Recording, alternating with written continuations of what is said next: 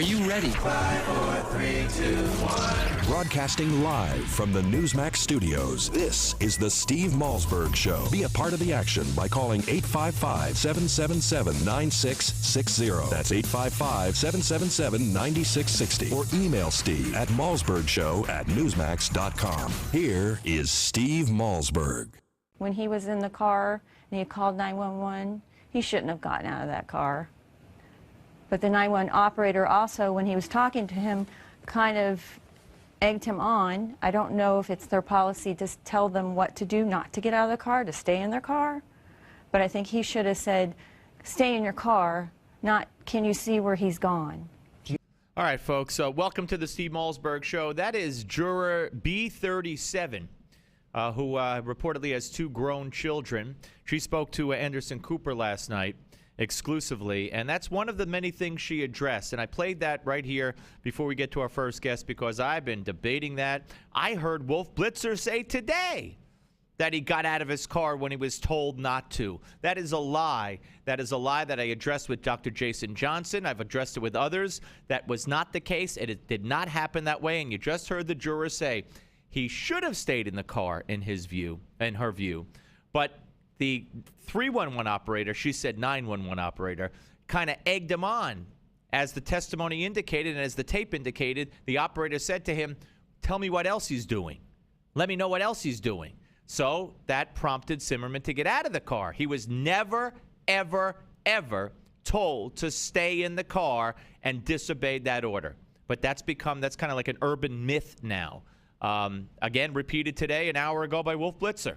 And I'm not surprised. All right, we're going to get to all of that a little bit later on. But right now, we're joined by a man who, in December of 1984, found himself surrounded by 4 teenagers on a New York City subway, brandishing screwdrivers and other things, and threatening to rob him and hurt him. And so he felt the need to defend himself. He pulled his gun and he shot them.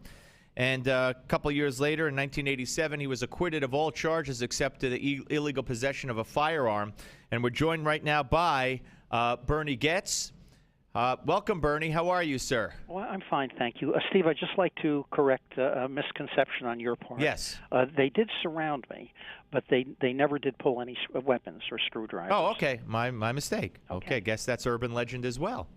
Could be urban legend. Okay, so when you, Bernie, hear about this case and see this case, and I know you don't watch television that much and all, but you know what's going on basically. Do you hearken back to your situation, and what do you think of the Zimmerman case? Well, I think it's all baloney. This is a political prosecution, and America has many problems, but this is a political prosecution, just like my case was a political prosecution, just like the Duke lacrosse case was a political prosecution, and just like Bill Clinton's prosecution was political. And if the public wants to be lied to and misled, then they should just accept this. But if you in Zimmerman's case, the prosecutor acted unethically, misinformed the public. He was indicted basically fraudulently, and that's prosecutorial misconduct. And America is focusing on the wrong issue here. The issue isn't guns. It's not whether Zimmerman was right or wrong. The issue is prosecutorial misconduct. And what should be done in this case, if people want to make the world a better place, or if they want to make America a better place, people should start a petition, or a special prosecutor should be appointed to investigate the conduct of Zimmerman's prosecutor.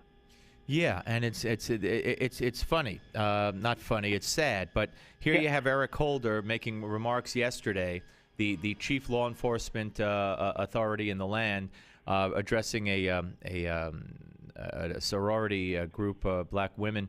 And today he's going to speak to the NAACP, saying that the verdict concerns him. I know it. He says, it concerns me. I know it concerns you. You have the prosecutor, Miss Corey, actually calling Zimmerman yesterday after the verdict a murderer. Right. Well, Holder may have actually ordered the prosecution.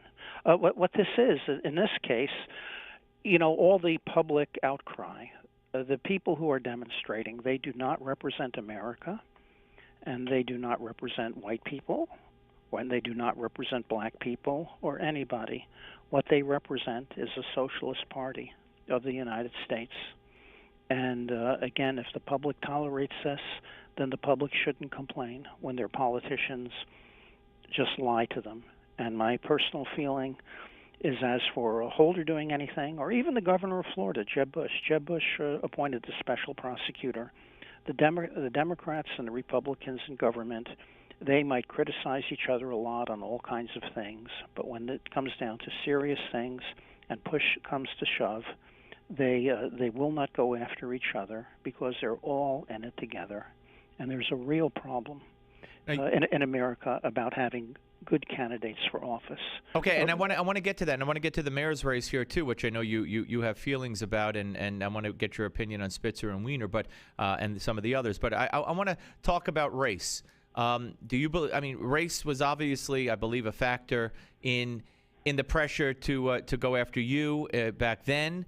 Do you believe race is the pressure? When you talk about the Socialist Party, you say they don't represent blacks, the people who won Zimmerman brought to justice again. They're just trying to cause dissension. The Socialist Party, for some reason, regularly they pick somebody to be a bad guy and to go after. Now you talk about Sharpton and Jackson and people like that are members of the Socialist Party. Is what you're saying? No, I consider them just. Let me explain my. I consider them okay. They call me racist. Both of them. They're both just trash. With Sharpton, I'll explain it this way so the public understands where I'm coming from. Sure. Ed Koch, several years ago, before he died, he said about Al Sharpton that if Al Sharpton would only apologize for the Tawana Brawley case, that he would be the equal of any of the major white politicians in the United States. And what was he saying there? He wasn't saying any, really. He wasn't. He was basically saying that almost all the politicians in the United States are crap. If you, some of them are more sophisticated. They're a little more polished. When you hear a lot of these guys talk, you might say, "Oh, well, they're not Al Sharpton." Nah, they are, but they're just a little more. They're just lying, misleading people. They're not interested in the public good. They're in it for themselves. By the way, I saw a picture of Sharpton on the internet yesterday. He looked very skinny and gaunt. He doesn't look good. Does he have cancer? No, not that I know of. But yeah, I should explain to folks that Bernie doesn't watch television, and of course, many of us see Sharpton every day on MSNBC. For one reason or another, and yes, he has looked. He does look very, very thin. I don't believe he's ill. Not as far as anybody knows. No. Well, the picture I saw, he didn't look right. Yeah, no. I think if he does have cancer, I don't know if he does or not. There's no indication to that. To did believe anyone that. ask Bernie. him about that? I've never heard it asked, but there's no indication. Just so you know, and you're in shock because you haven't seen him in many years. Probably now have seen him. We've seen him progress to this point, but not. I don't think there's anything wrong with him. Let me ask you about the mayoral race here in New York. I know you don't like It's pathetic. You have the mayoral candidates. Most of them have been expressing their position about the Zimmerman verdict, and they just look like a bunch of jerks. And the rest of the country considers New Yorkers to be jerks. And when you see these mayoral candidates talk, and it's not just about the Zimmerman case. I've seen them. They have a tendency, if they're in a group, to basically just go in some loud group. They tend to go along with whatever that loud group is saying. They're basically weak people, ethically, morally. They're not heavy hitters like Giuliani or Bloomberg, even though Bloomberg came out against the verdict. I consider the city lucky to have a mayor like Bloomberg. I don't like him, but nobody likes him. He's not a likable man. But at least he's basically honest, even if you don't agree with a number of the things he's done. We're talking to Bernie Goetz. I just want to tell people we're talking to Bernie Goetz, who back in 1987 shot 4 teenagers on a New York City subway, was subsequently acquitted at his trial in 1984 of the shooting. In 87, was acquitted on all charges except illegal possession of a handgun. Here on the Steve Malzberg Show, what do you think of Weiner? I mean, is he worse or any less worse or more worse because of what he did in your view? Oh, you mean the sex thing? That means nothing to me. That means nothing to me. They're typical New York politicians. I really don't care for any of them. And what about Eliot Spitzer's return after breaking the law and resigning, now coming back to run for No, he comptroller? was doing some stuff with a hooker. I don't consider that important. Yeah, but Bernie, he went after after people, men, and made it in vogue to go after men as Johns and put them their pictures in the paper, etc. When he was governor and attorney general. Okay, I had forgotten that. I didn't follow that. Okay, but that's rather interesting. I was surprised that he also made some kind of dumb comment about the Zimmerman case. It basically means that. We've got a poor selection of candidates to choose from. The good news is only one of them is going to win the Democratic primary, and only one of them is going to be mayor. Well, who would you like to see run for mayor if you could have your druthers? Is there anybody in your mind that would make a good mayor, politician or otherwise? Oh, sure. I would trust Ray Kelly. I wish he would run for mayor. I wish if the Republicans want to get a mayor elected, you know what they should do? Just give Ray Kelly the nomination. Don't give it to LaHoda. Give it to Ray Kelly. Well, that's interesting. All right, let me go back briefly, Bernie. Do you think that Eric Holder will file civil rights charges against George Zimmerman? I don't know. I wouldn't be surprised. I mean, it's the conduct of the federal government. I don't look at them to do anything right or ethical. And what are you doing these days, sir? I buy and sell electronics on the internet, and I have some interest in squirrels, promoting vegetarianism. I consider that an important ethical issue for mankind and for individuals. If Al Sharpton has cancer, I'm not saying he does, but if he does, he should have been listening more to what I was saying about vegetarianism instead of promoting his baloney. Okay, I just want to dispel any notion. There is no, and I've never heard it mentioned before that Al Sharpton had cancer. Just so you know. One other thing, you still have your ferret or another ferret? No, I've never had a ferret. No? No. You had something, didn't you? I've had squirrels. Okay, squirrels. I'm sorry. Yeah. Okay. Yeah.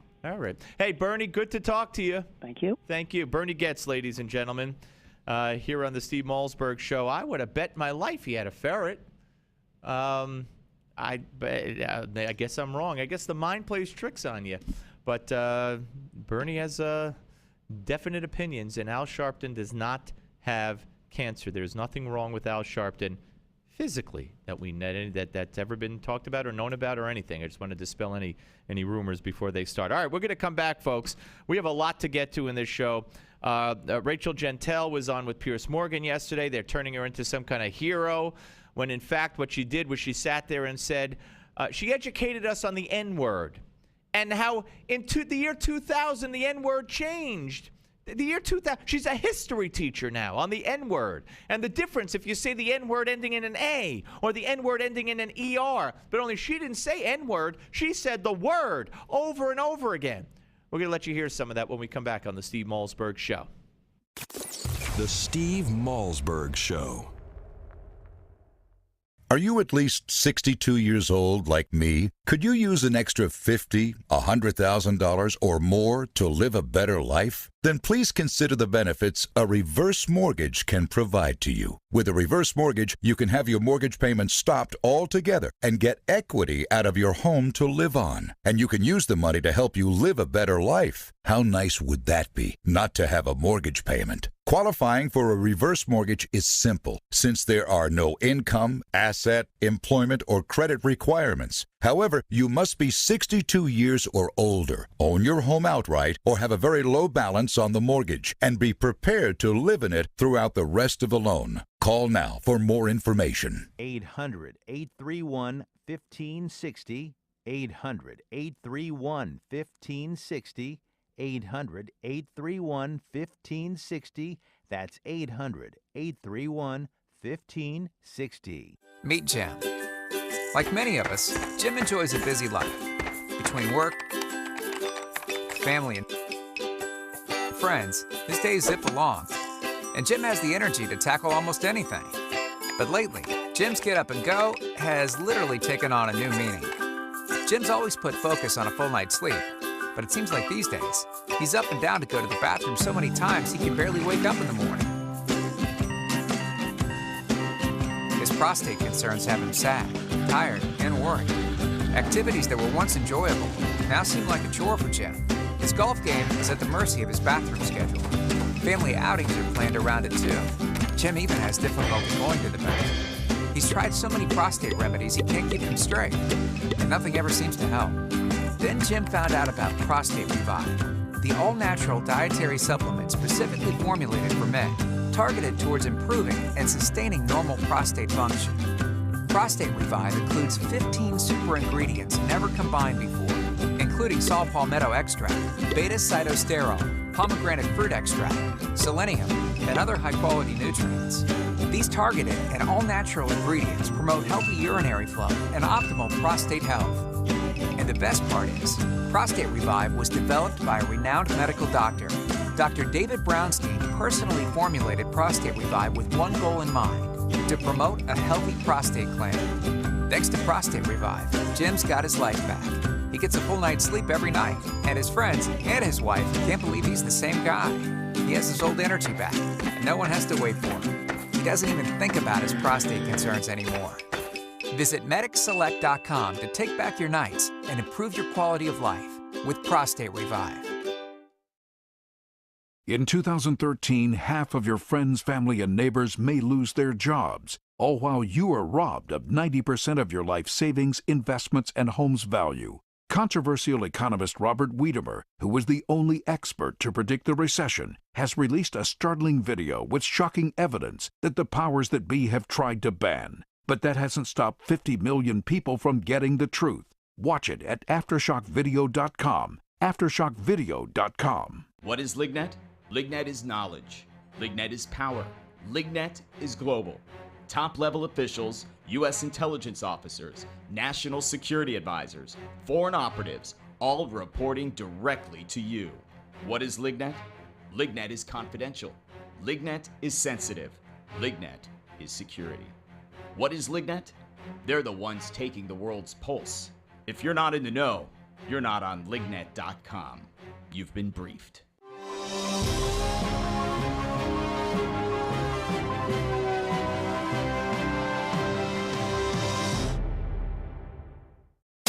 Where can you find the Steve Malzberg Show? Everywhere. From your smartphone to satellite radio to Newsmax Live TV to Roku, we have you covered. Here is Steve Malzberg. All right, folks, welcome back. Very, very interesting stuff. By the way, at the bottom of the hour, Christopher Hahn, progressive pundit and former aide to Senator Charles Schumer, joins us to talk about the trial. He and I are going to, I guess, disagree on the trial. I want you to listen to Rachel Gentile from Pierce Morgan yesterday. I could have cut up a whole lot of sound bites from this interview. I found it to be sad. I found it to be the glorification of someone who we shouldn't be glorifying. They made excuses for and, in fact, encouraged the fact that she was disrespectful in the courtroom. What they should have done was said to her, hey, are you surprised the judge didn't find you in contempt of court? But no, of course, she's only 19. Only 19. Men go off to war at 18, but she's only 19. It was a very uncomfortable interview for me to watch, and the cheers she got from the live audience at Pierce Morgan show, I thought it was just a spectacle, and I didn't care to watch it, but I did watch it because I have to watch it.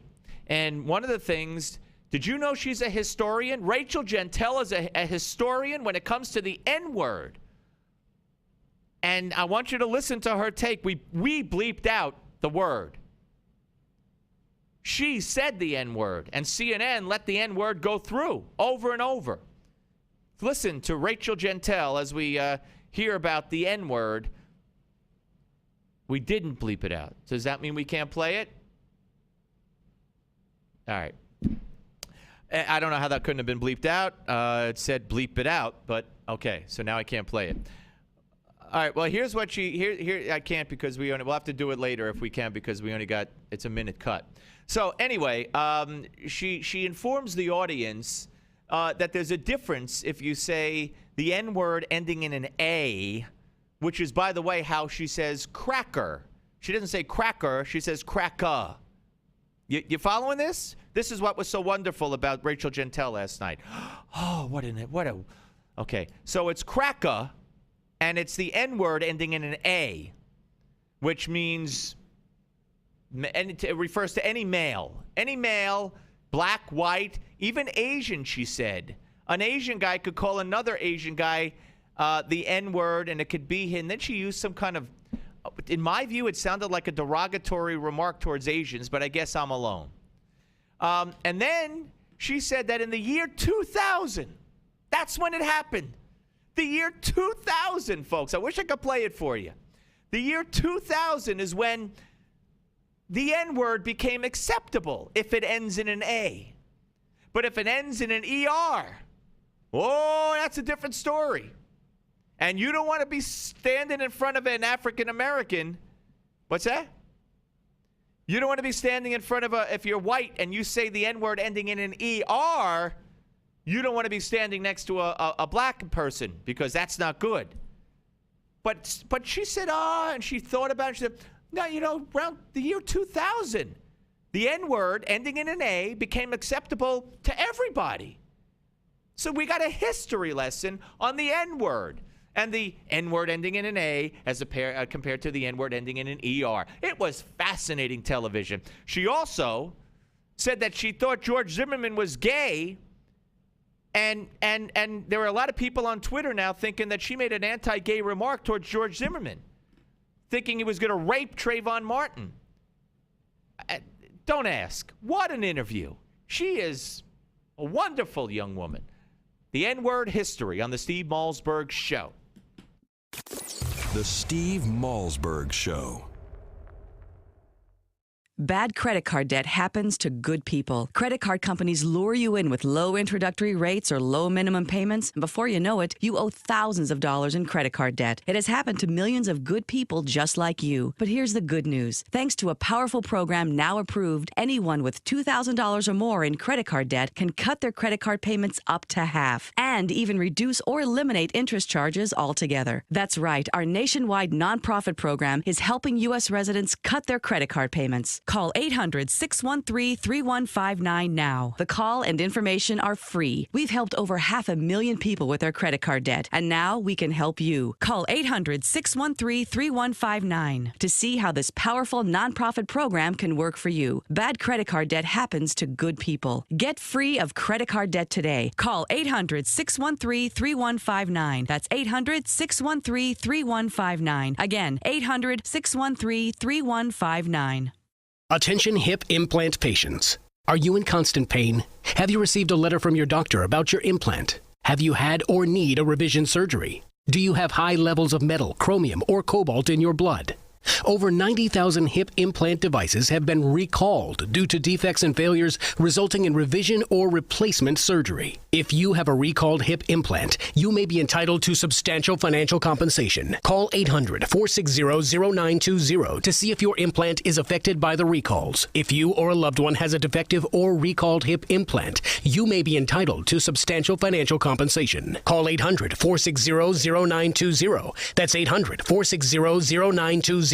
Protect your legal rights today. Call 800-460-0920. This is an advertisement, not valid in all states. Paid non-attorney spokesperson. iLawsuit.com is an advertising group that represents lawyers advertising their services and is a free matching service for consumers. It is not a law firm or lawyer referral service. Hi, I'm Joan London, and if you're worried about your parent or a loved one living alone like I was, and you want reliable senior care information, then call A Place for Mom, the nation's largest senior living referral service. You'll get free information on assisted living, Alzheimer's care, nursing homes, even important financial information. They had obviously researched every place, not just given me names. Really? They found me a place for what she could afford, and it was magnificent. We're now very confident that she's safe, and they just helped every step of the way, and I can't thank them enough. So if you're struggling to find reliable senior living information, call A Place for Mom. This is a free service, and you can trust them to help you. If you're struggling to find reliable senior living information for your mom or dad, then call or go online to get the free help you need during this turbulent time. Call now, 800-908-1254, 800-908-1254. Accurate portrayal of potential customer experience. Your experience will vary. I was overwhelmed with credit card debt, losing sleep, worrying about money all the time.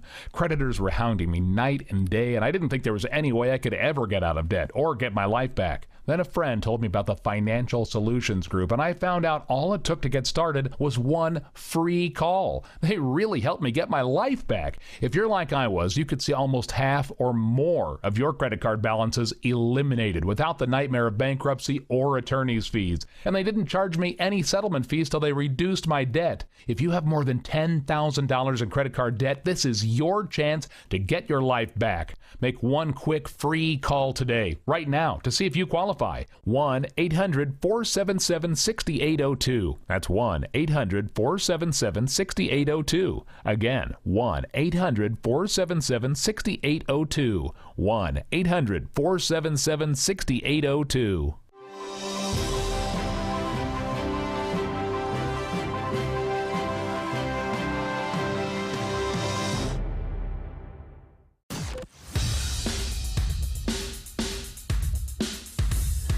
This is not your typical Screamfest talk show. No. This is the next generation of talk radio. Here is Steve Malzberg.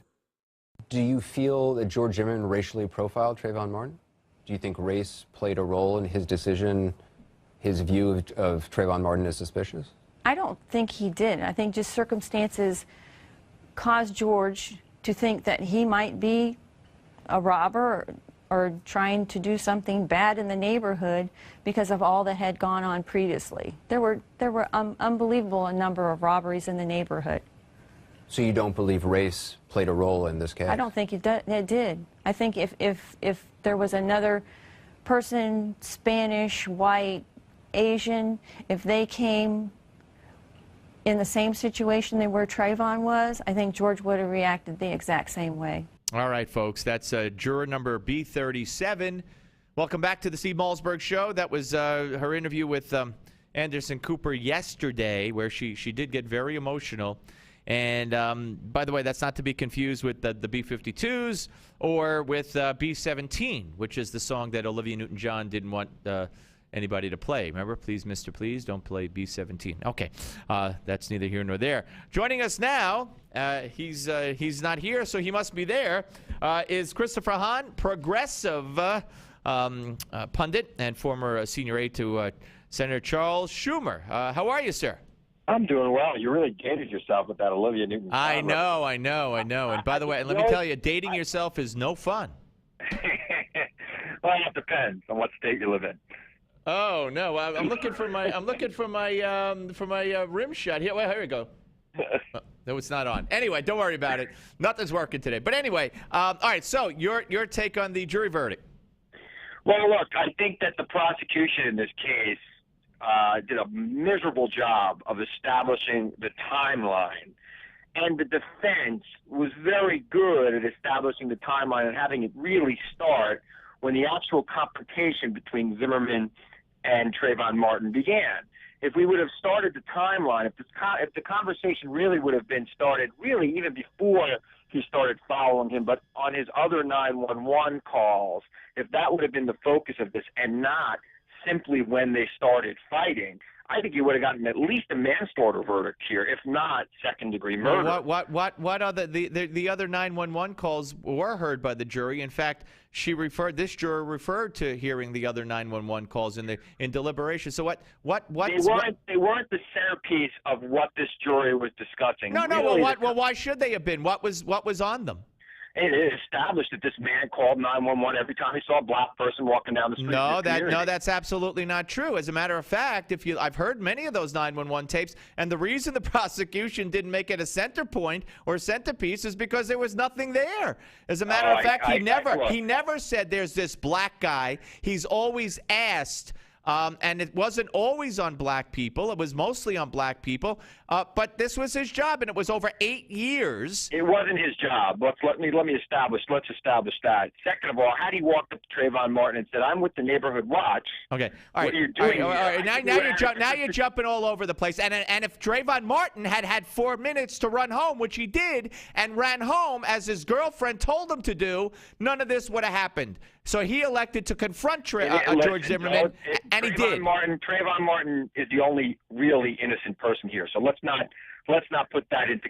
Excuse me. You have to look at the totality of the case Zimmerman here. saw a black man walking through a neighborhood and said there's a problem, and instead of doing what the police told him to do, what 911 told him to do, he decided to confront this. Really? guy. Wait, And time he out.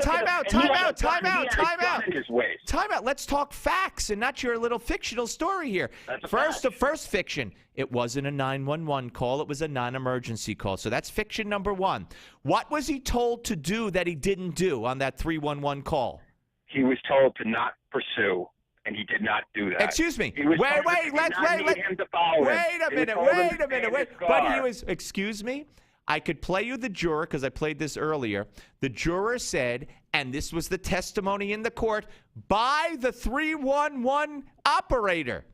He said, you asked him on that tape, and you could hear it. He said to him first, let me know what else he's doing. So they asked, O'Mara asked the operator in court, don't you think that might have prompted him to get out of his car and follow him? He said, conceivably. And that's exactly what the juror said. The juror's word to Anderson Cooper yesterday was the 311 operator egged him on to follo him. He asked the operator if they wanted him to follow him. He did. Time out. No. Listen, I really would love to have this conversation. Now you're telling me that George Zimmerman said, do you want me to follow him? And he was told no? It was said on the tape. We've all heard it 1,000 times. Oh, my God. Oh, my God. Oh, my God. Listen. I know you're going to be embarrassed after this interview. I hope you're not just making this up, and you know you're making it up. Here's how the conversation went, because I've played this tape on this show almost every day. So there's no better expert of that tape than me. Here's what was said. He gave the description, blah, blah, blah, and then he said, let me know what else he's doing. And then when it became apparent that Zimmerman was out of the car, by the way, he was never told don't leave the car, as is also urban legend now. After it was, the operator thought he might have been following him, he said, are you following him? Zimmerman said, yes. The operator said, we don't need you to do that. And Zimmerman said, okay. And that's when Zimmerman keep doing it. No, he did. Why did he confront excuse me, him? time out. Even Rachel Gentile said the confrontation went the other way. Zimmerman claims he was walking back to his car when he was sprung upon by Trayvon Martin. Well, none of us know what really happened. One of them had a gun. One of them didn't. Oh, is that how it went down? Really? Oh, really? The real problem is that how it happened? Really? If this crazy police wannabe didn't have a gun, all right. we wouldn't have a dead teenager right now. Right. And I think in America we need to address that. You know what? You're a disgrace. You're a disgrace to America. First of all, did you make up the whole so-called 911 call, or did you really believe that? I do believe that. Well, it's a lie. Everything I've said is true. I would like play it now and let's listen to the whole thing. All right. We're gonna take. I don't believe. Chad. Maybe I'm remembering it wrong. You're remembering it totally wrong. Could you get Chad? We have it on file somewhere. Get the 911. Get Zimmerman's call, not the 911 call. Zimmerman's call to the police, to the non-emergency number. Get it in the computer. We're gonna play it, and you're gonna see how exactly right I am. By the way, let's play 48. Here's what the juror took away from that call. I don't. Yeah. Well, you don't care what the juror said? You know better. You know better. Yeah. Here's 48. Bring him down and play 48. When he was in the car and he called 911, he shouldn't have gotten out of that car. But the 911 operator also, when he was talking to him, kind of egged him on. I don't know if it's their policy to tell them what to do, not to get out of the car, to stay in their car. But I think he should have said, stay in your car, not, can you see where he's gone? Gee, where did that come from? She just must have made that up, huh? No, I think she sat in a courtroom and there was a prosecution that failed miserably and there was a defense team that was brilliant. No, your problem is she heard the tape. No. She heard the tape, and that's what the tape said. Play the tape. That's not what the tape said. All right. Play it. We're going to play it. Now, let me ask you a question. I will give $500 to your favorite charity if your if you're wrong, wait. If you're wrong, you give $500 to my charity. If I'm right, I give if I'm wrong, I give $500 to your charity. Whoever's right or wrong gives $500 to Building Homes for Heroes, which is a charity I just did the New York City Triathlon for with Fox Business, and we're on. I don't know what you just said. Did you agree to my bet or not? I somewhat agreed. I said let's all give it to Building Homes for Heroes, wounded vets. We could all agree on that. All right. It's George Zimmerman's emergent 311 call. That's what we're looking for. Not the 911 call from the neighbor with the guy you hear gunshots. None of that. George Zimmerman's non-emergency call, and we're going to play it. But to say, first of all, and then I'm going to play you Rachel Gentile. All right, let's go to Rachel Gentile since that's hard to find. Let's go to cut 49. Here's 49. Rachel Gentile. She was on a CBS station in Orlando yesterday, and she's going to say right here that she told Trayvon run, which he didn't, and that she heard Trayvon say to him, to Zimmerman first, "Why are you following me?" And then heard Zimmerman say, "What are you doing here?" or something like that. So you tell me who approached who. Here's cut 49. Can't tell him. Run. On the phone with Trayvon Martin moments before he was shot and killed. His childhood friend Rachel Gentile remembering it like it was yesterday. All I heard was this Trayvon saying, "Why are you following me for?" And then this man, oh my God, saying, "What you doing around here?" That was the last time he talked. It still felt awkward to me. Like, wow, that really happened. All right, so your theory that Zimmerman approached and started the encounter with Martin is wrong based on the evidence you just heard by Rachel Gentile. She heard Trayvon Martin say something first. He stalked. What's that? I was prosecuting that case. He would be in jail right now. And I think that the people who prosecuted this case, they should give up the practice of law and go dig ditches or sweep streets. And that state's attorney should be done. She should be done. Well, I don't know. We're having a little trouble hearing you, but so you're wrong about who started the confrontation. You're wrong about the 911. I don't think I'm wrong about who started the confrontation. Really? Who spoke first? The was walking along. Wait a minute. Wait. You're allowed to follow anybody you want. It's not against the law. And we now know.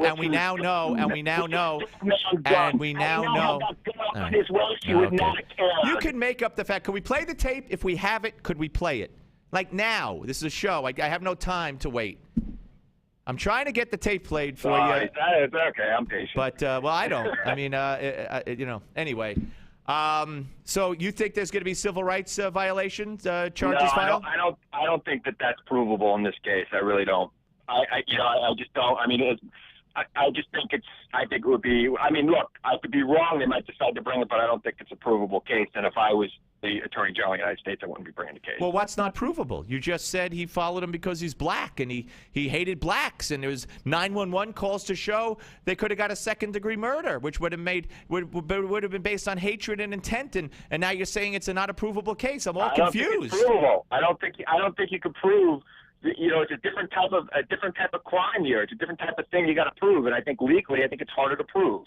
You got to get inside somebody's mind and say, that he intended to, when he saw him, he went out that night intending to violate civil rights, and I just don't think that that's provable. I just don't. I mean, look, this case was hard enough to prove, but it's at least a manslaughter case under any circumstances. It's at least a manslaughter case. It was not proven because we had a prosecution team that was incompetent, and then why the defense? No. It was because you had a man. It was because you had a man who was getting the crap beat out of him and had a right to defend himself. Look, he was a man who followed somebody and started. Doesn't matter. No. You say he started. All right, we got the 911. All right. Okay. You can shout all you want. We're talking to Christopher Hahn. We have the 311 tape. Let's listen to this, and boy, oh boy, you're going to be proven so wrong. Here we go. All right, let's go.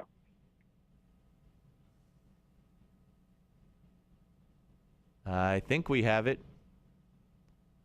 I guess we don't have it. Wait, here it comes. Nope. All right. At the entrance of the neighborhood. Okay. Which entrance is that he's heading towards? The back entrance.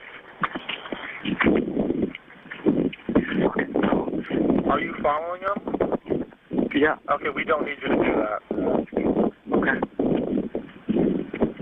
All right, that's only a portion. I wish we had had the whole tape, but you heard. But you heard how it came about. Are you following him? Excuse me, I'm not finished. Are you following him? Yes. We don't need you to do that. Okay. Now what? How is that in any way consistent with your fiction? That was exactly what I said. Officer. Excuse me, what? That's exactly what I said. But it's buildinghopeforheroes.com. Make sure that we get you the proper recognition for your $500 donation. You know, he was told we don't need you to follow him. And he said okay. And he wasn't told, no, bring him down. Wait, listen, Chris, here's the deal, Chris. He wasn't told we don't want you to follow him. He was told, let me know if he does anything else, which the operator himself said in court could have prompted Zimmerman to think he wanted him to follow him. You heard at the point when he was already following him, he was asked, are you following him? He said, yes. Then he was told, we don't need you to do that. That's what we just heard. And then Zimmerman said, okay. So how is that with the fictional story you just told and now retold? How?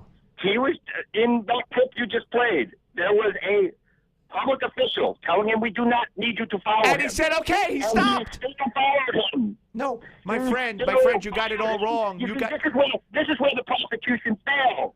He still followed him. No, he did not. How do you know that? How do you know that? Well, they caught up with each other, didn't they? I'll tell you how. It was George Zimmerman's testimony told to several sources played in court, thanks to the prosecution, that at that point, when he was heading back to his car, he was blindsided and ambushed by Trayvon Martin. That's the only testimony we have. So how do you know it didn't happen that way? We don't. Duh.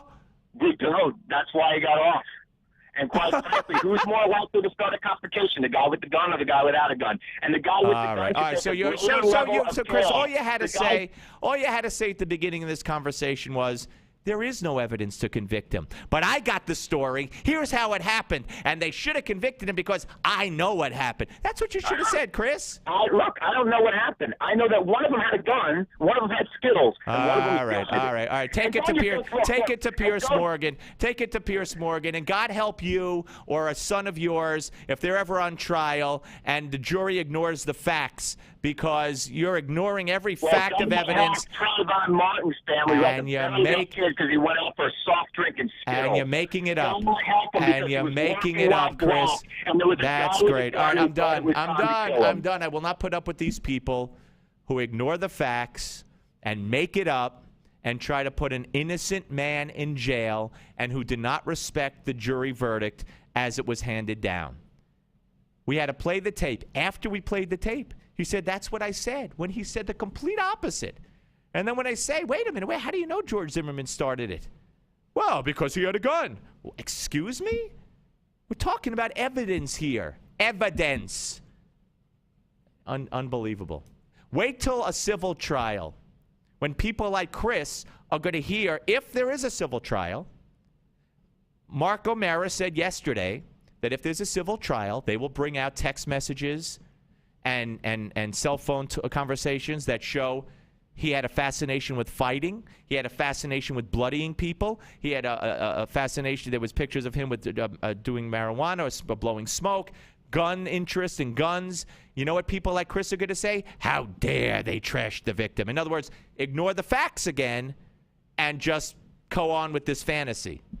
Now, I've said all along it's a tragedy that this young man is dead, and my heart bleeds for the parents. But don't say George Zimmerman is guilty when he's innocent, when he's not guilty. And don't make up a story and tell me you have the facts when you're making up a story.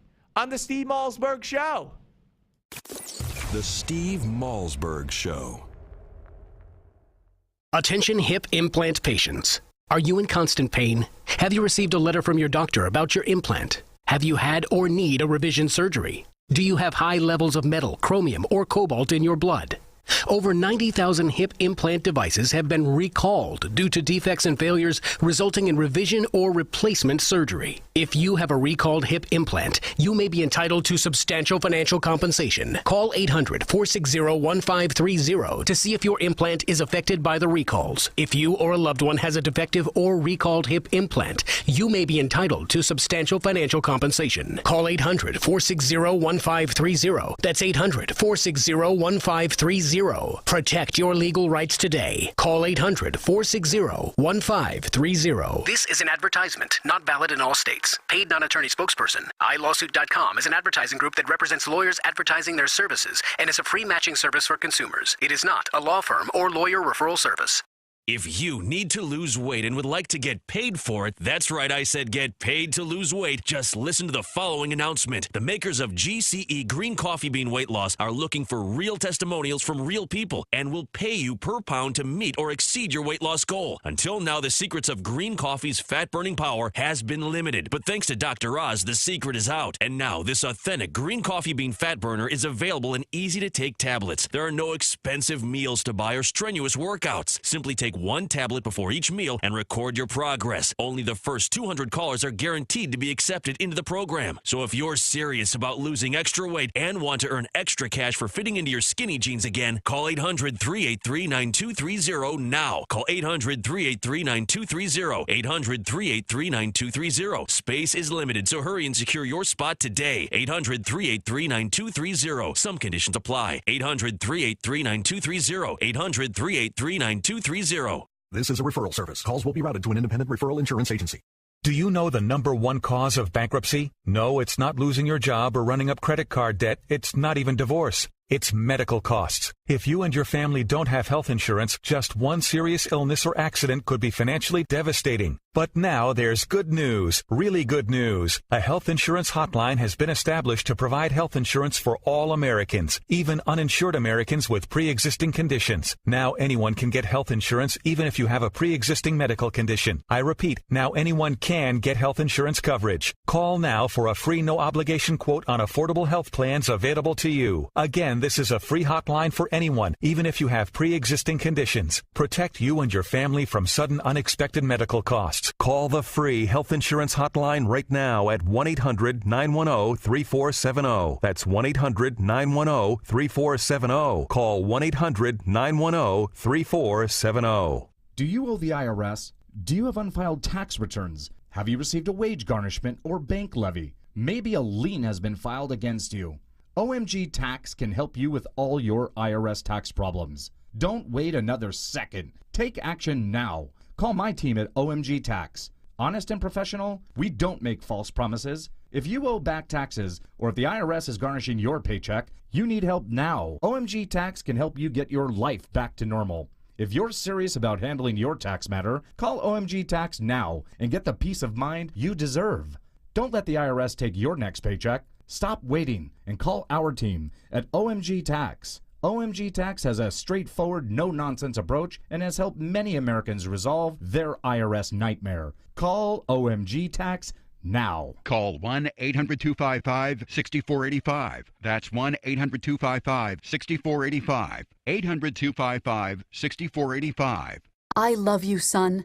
So it hurts when you say I hate you. I'm your mother. I'm tired of you disrespecting me when you don't get your way. I work hard to make sure you have everything you need.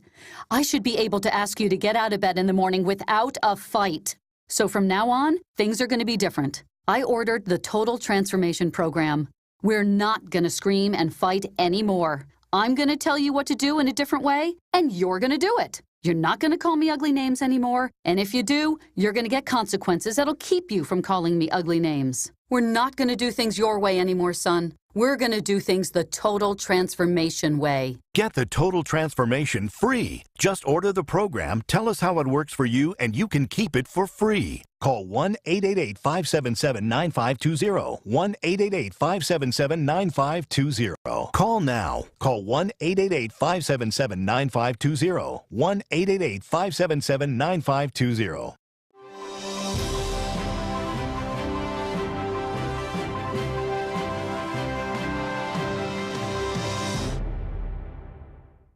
The Steve Malzberg Show is just a bit different from the other radio shows. We have TV cameras. Watch the show at Newsmax.com or listen on your favorite radio station. Here's Steve Malzberg. Do you feel sorry for Trayvon Martin? I feel sorry for both of them. I feel sorry for Trayvon and the situation he was in, and I feel sorry for George because of the situation he got himself in. All right, that's again juror number B37, and I understand that juror number B37 will be back with Anderson Cooper tonight to bring us more. Now, there's a story.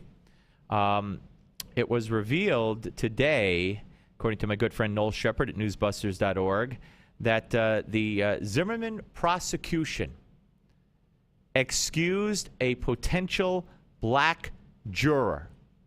Now, we've heard so much about how come there were no black jurors. Well, first of all, it was not an all-white female jury. There was one, quote-unquote, black Hispanic woman on the jury. Now, of course, we forget about her because, you know, it's a all-white jury. That's what I keep hearing now. But that aside, apparently the prosecution could have had a black juror, but the black juror was a Fox News watcher. Apparently, that's a question that they asked, and the prospective black juror said yes, they watch Fox News, and the prosecution said, goodbye. What could I tell you? Apparently, that disqualifies you from a prosecution case in Florida on the on the Steve Malzberg Show. The Steve Malzberg Show.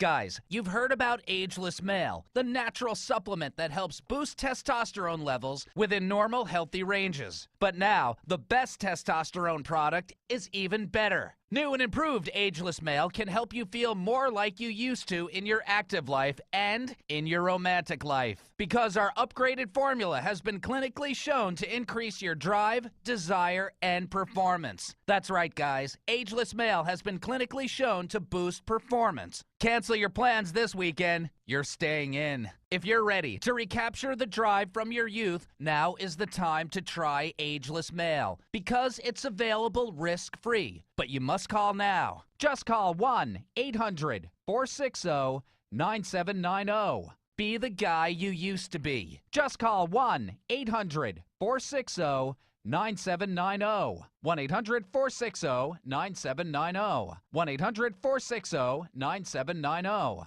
According to the FBI Uniform Crime Report, there are over 5,000 robberies every day. Your home could be at risk of being burglarized. Don't put your loved ones and valuables in jeopardy. For just over $1 per day, your home can be protected from break-ins, fire, and more. Get the latest home security technology from Protect Your Home, your ADT authorized dealer. Over 6 million households sleep better at night with ADT monitored home security. What's more, Protect Your Home is offering you their latest equipment, an $850 value, absolutely free for qualified customers. Protect your loved ones and home today. Call now for licenses and to find out more. The call is free, 1-800-949-8201. That's 1-800-949-8201. Again, 1-800-949-8201. $99 installation charge, 36-month monitoring agreement at $36.99 per month. Payment by credit card or electronic bank account charge. For new homeowner customers with satisfactory credit history only. Local permit fees may be required. Certain restrictions apply. Cannot be combined with any other offer.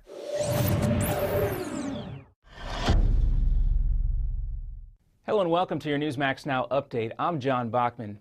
Senators aired out their differences for 3.5 hours last night, giving both parties a chance to vent face-to-face. And for most of the day, Senate Majority Leader Harry Reid refused to back down from a plan to change the rules governing executive branch nominees. The showdown is over 7 presidential nominees who have been waiting for confirmation votes anywhere from 3 months to 2 years. Fellow Democrats backed up Reid on the Senate floor and his plan. Any president should have his or her right to put their team in place by a majority vote of the advice and consent of the United States Senate.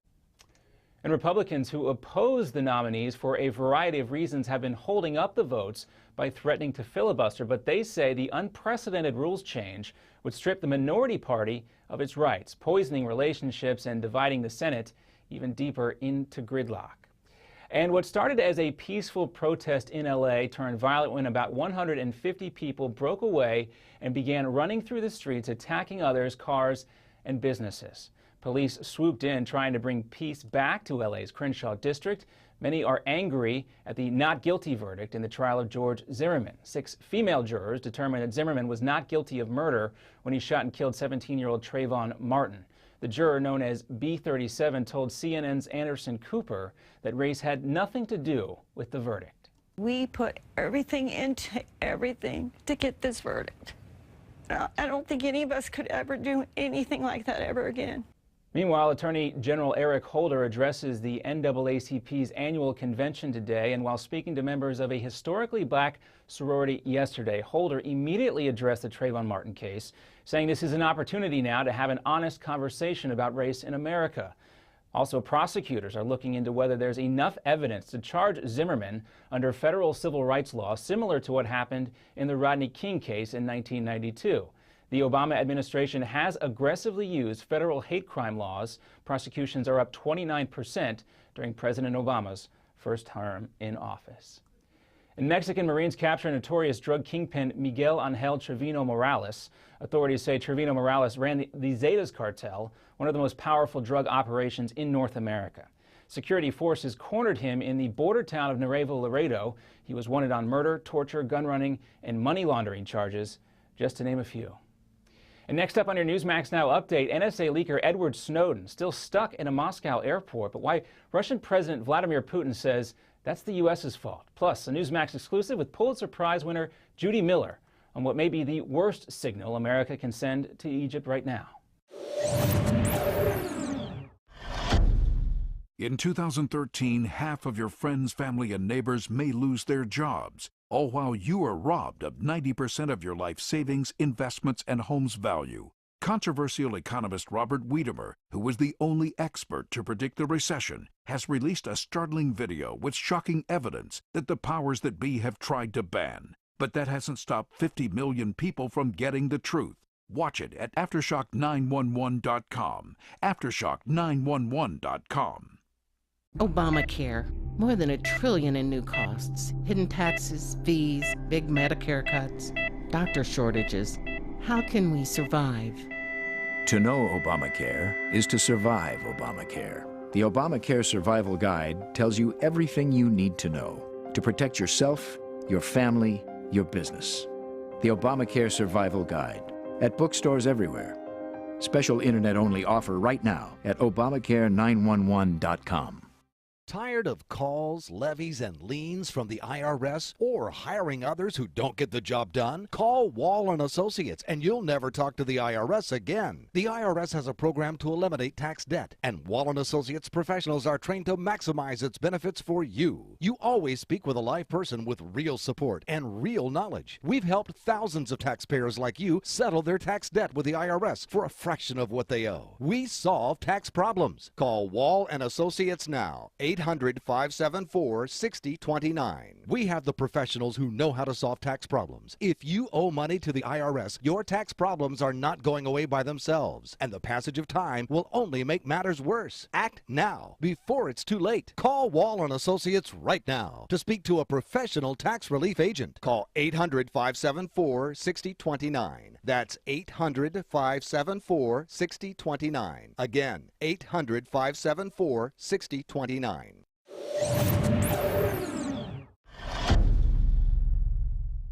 And welcome back. Edward Snowden is still stuck in a Moscow airport, and Vladimir Putin says that's America's fault.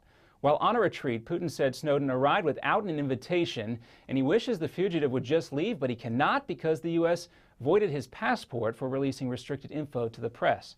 Snowden has asked for temporary asylum in Russia, but Putin has rejected that. He's also asked for asylum in other countries as well. And during a Newsmax exclusive interview with Pulitzer Prize winner and Newsmax contributor Judy Miller, she says despite the messy situation, now is not the time to give up on U.S. aid to Egypt. I think the United States has strategic interest in Egypt and in a strong relationship with Egypt, and that cutting off money now would send the worst possible signal. And I'm John Bachman. This has been your Newsmax Now update for July 16th. Now here's the Steve Malzberg Show in New York. Are you ready? 5, 4, 3, 2, 1. Broadcasting live from the Newsmax studios, this is the Steve Malzberg Show. Be a part of the action by calling 855-777-9660. That's 855-777-9660. Or email Steve at malzbergshow@newsmax.com. Here is Steve Malzberg.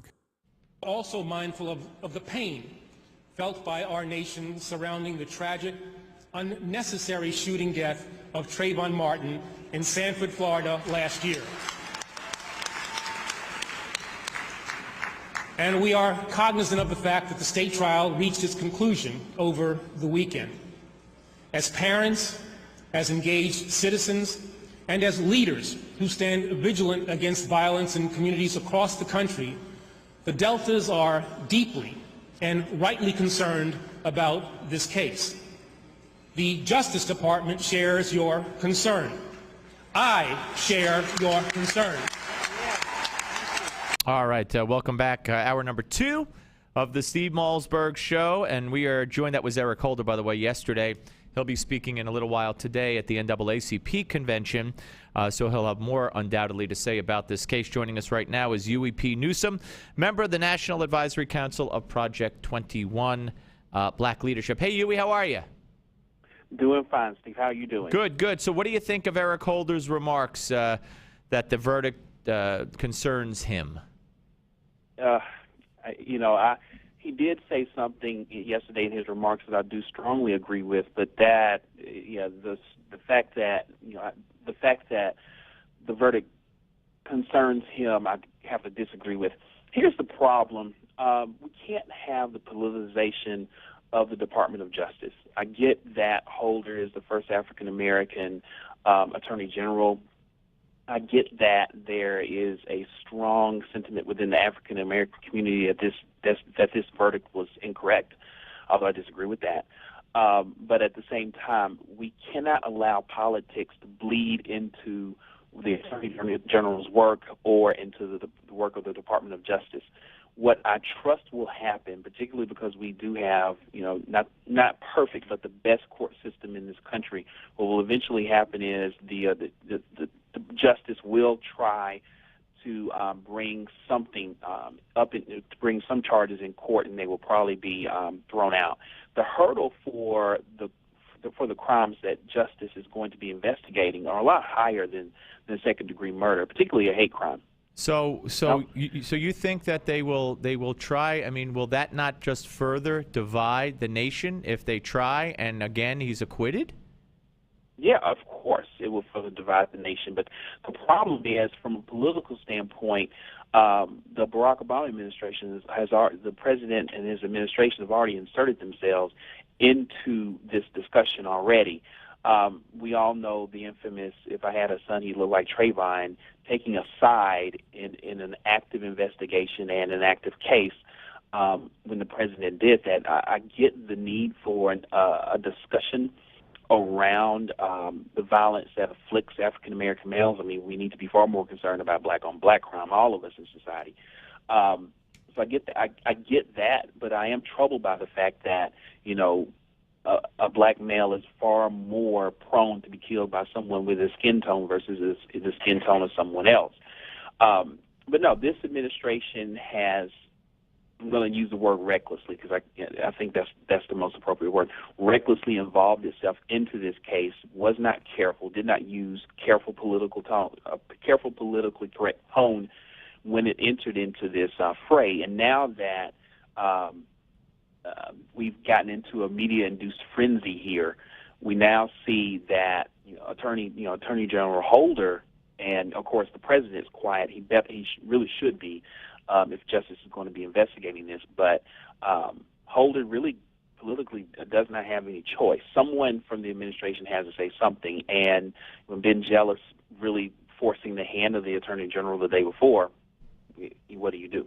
Well, you know, it's funny. I want to go back a minute to Barack Obama when he said, if I had a son, he would look like Trayvon. That's like me saying about something that happens to a young white person in Illinois, and I'm in New York, that if I had a daughter, it would look like Mary, because Mary happened to be white. Trayvon would look nothing like Barack Obama. I mean, is Barack Obama trying to say that because he's black, and if he had a black son, that I mean, it's almost like saying because I'm black, any son I'd have, we'd all look the same. I mean, it's almost racist in the way he said it, isn't it? It's very presumptive. No, it is troubling. Clearly, what the president was trying to do was to engender some level of political. Right. But saying that if I had a son, first of all, Barack Obama's half black. Trayvon, I believe, has two black parents, so probably even color-wise, they wouldn't even be exactly the same, let alone look the same. So how could he even? To me, it just smacked of, if a white person had said something like that, it would be terrible. Yeah, if you and I can write a book, and it would be a very long book about hypocrisy. Oh, absolutely. In this country, I go back even further to when Professor Gates got into his tizzy with the Cambridge Police Department. Right, and Obama said, "I don't know what happened, but the police acted stupidly." Yes, I mean that was that's the level of recklessness that he purports in the White House. But the problem with the president is he'll say these reckless things that engender a certain amount of emotions and divide us. But then when it comes to actually doing something to help the plight, of African American males, he can do something to help. He refuses. School vouchers, for instance, so that we can get these kids out of dropout factories so they can learn something and not be stuck in these dropout factories in inner city schools. No, we're not. That's not something we want to focus on. I mean, even Mitt Romney was talking about how he spent $90 billion on green energy debacles versus teachers in education. Well, you know what, Hughey, I wish Mitt Romney would have made a point of saying that in his own backyard, where his own daughters go to school, Barack Obama ended the D.C. voucher program for the poorest black kids. But Mitt Romney didn't have it in him, I guess. We're talking to Hughey P. Newsome, member of the National Advisory Council of the Project 21 Black Leadership, here on the Steve Malzberg Show. I want to play for you Ben Crump, the family attorney for the Martins. Listen to cut number 14. This morning, Martin Luther King's daughter, Dr. Bernice King, tweeted me a message that read, "Today is a defining moment for the status of my father's dream. Whatever the Zimmerman verdict is," she tweeted, "in the words of my father, we must conduct ourselves on the higher plane of dignity and discipline."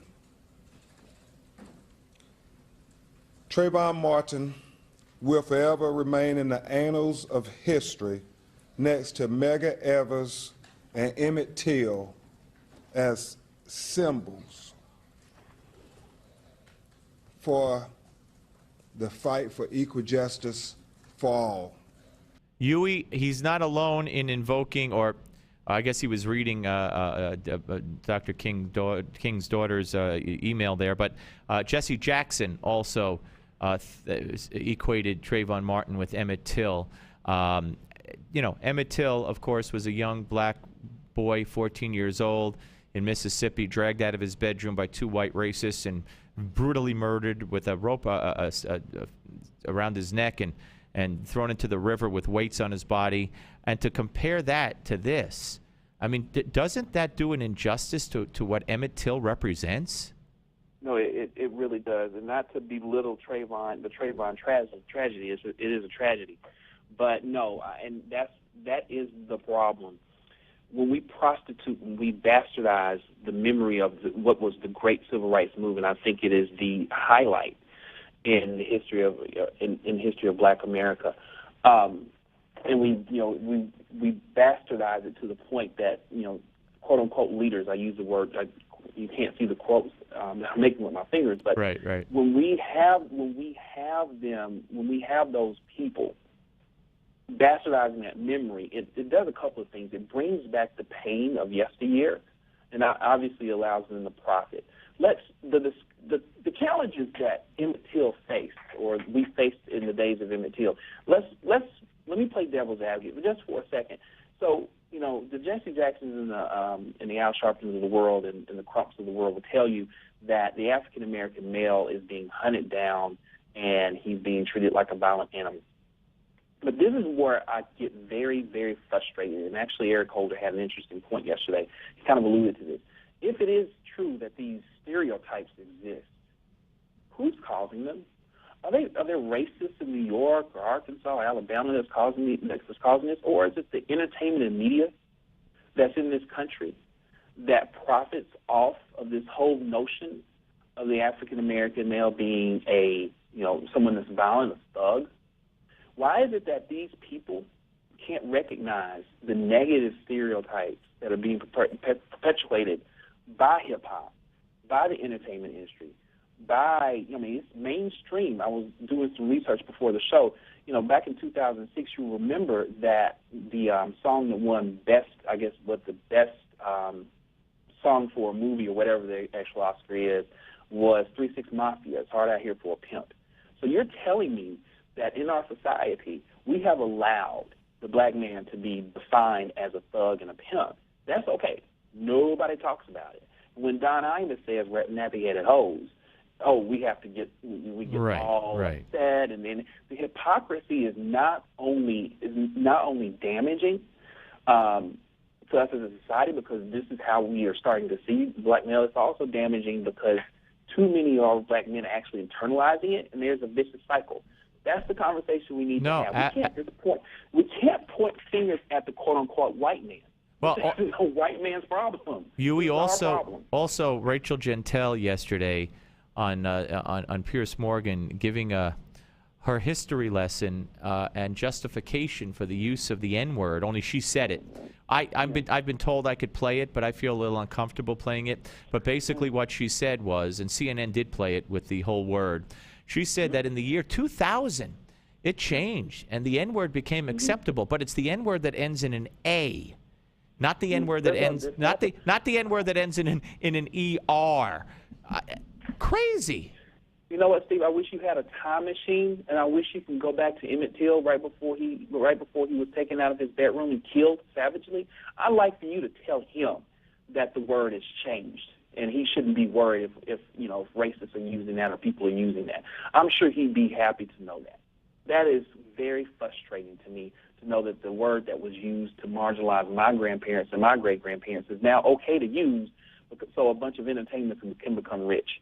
Yeah. And Jesse Jacksons and the Al Sharptons have nothing to say about that, do they? By the way, I got one more for you, Hughey. It's come to light that the prosecution turned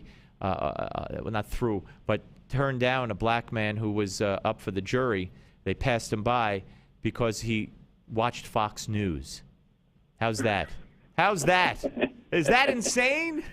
I'm waiting for them to blame Fox News for the... somehow they will. Hey, Hughey, a pleasure to talk to you, sir. Thank you very much, Steve. Thank you. All right, that's Hughey Newsome, member of the National Advisory Council, Project 21 Black Leadership.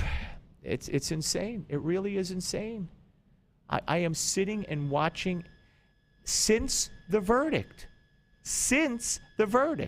During the analysis of the trial, even the left-wingers, with few exceptions, were saying, hey, the defense is turning every prosecution witness into a defense witness. The prosecution's doing horribly. But then when the jury had the nerve to follow the law and acquit, the media, the left, the NAACP, Al Sharpton, they went into attack mode in almost unprecedented fashion. Like, how could this be? And that's what we're seeing.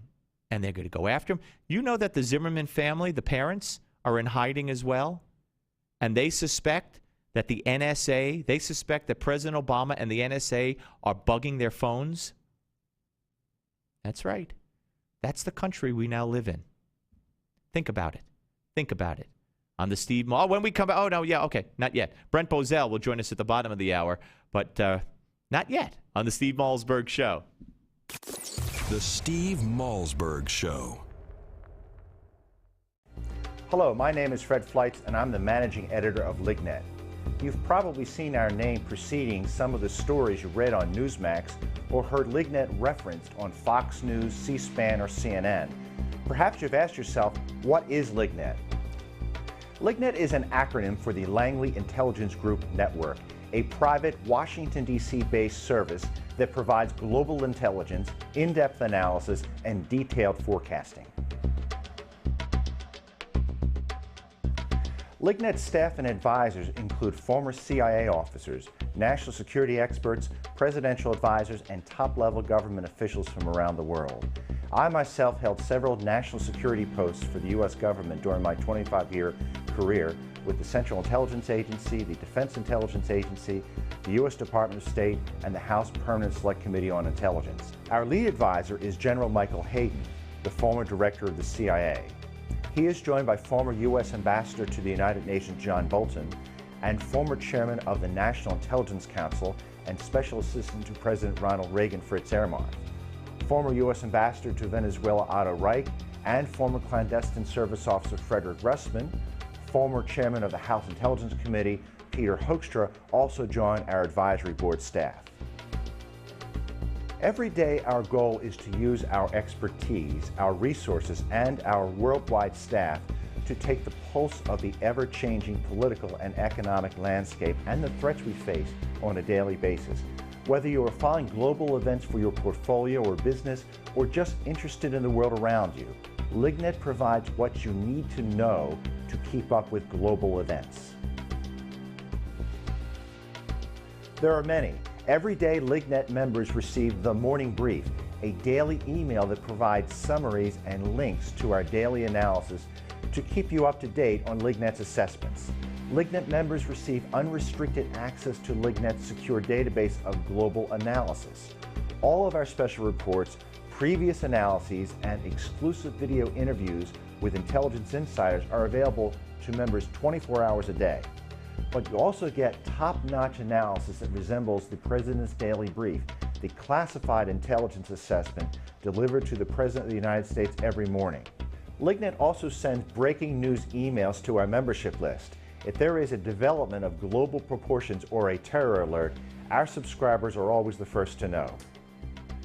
I hope you now have a better understanding of what LigNet is, but more importantly, recognize how truly invaluable LigNet can be. As the old saying goes, knowledge is power. Join LigNet for $1. Go to lignet.com.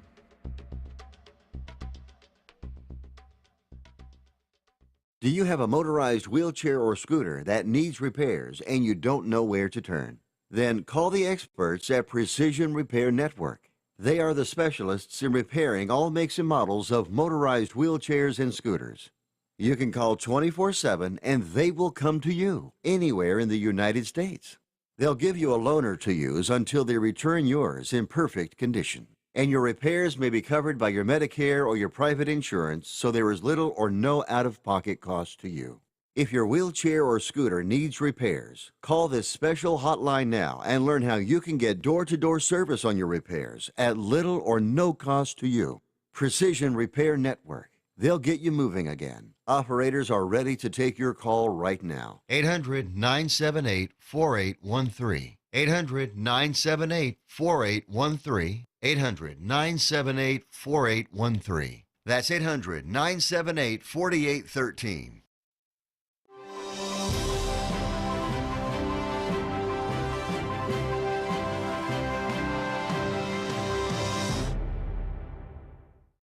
Breaking news and breaking hearts. Aww. This is the Steve Malzberg Show. Here, though, a guy gets killed, a young man gets killed, and the police don't arrest this murderer for anything.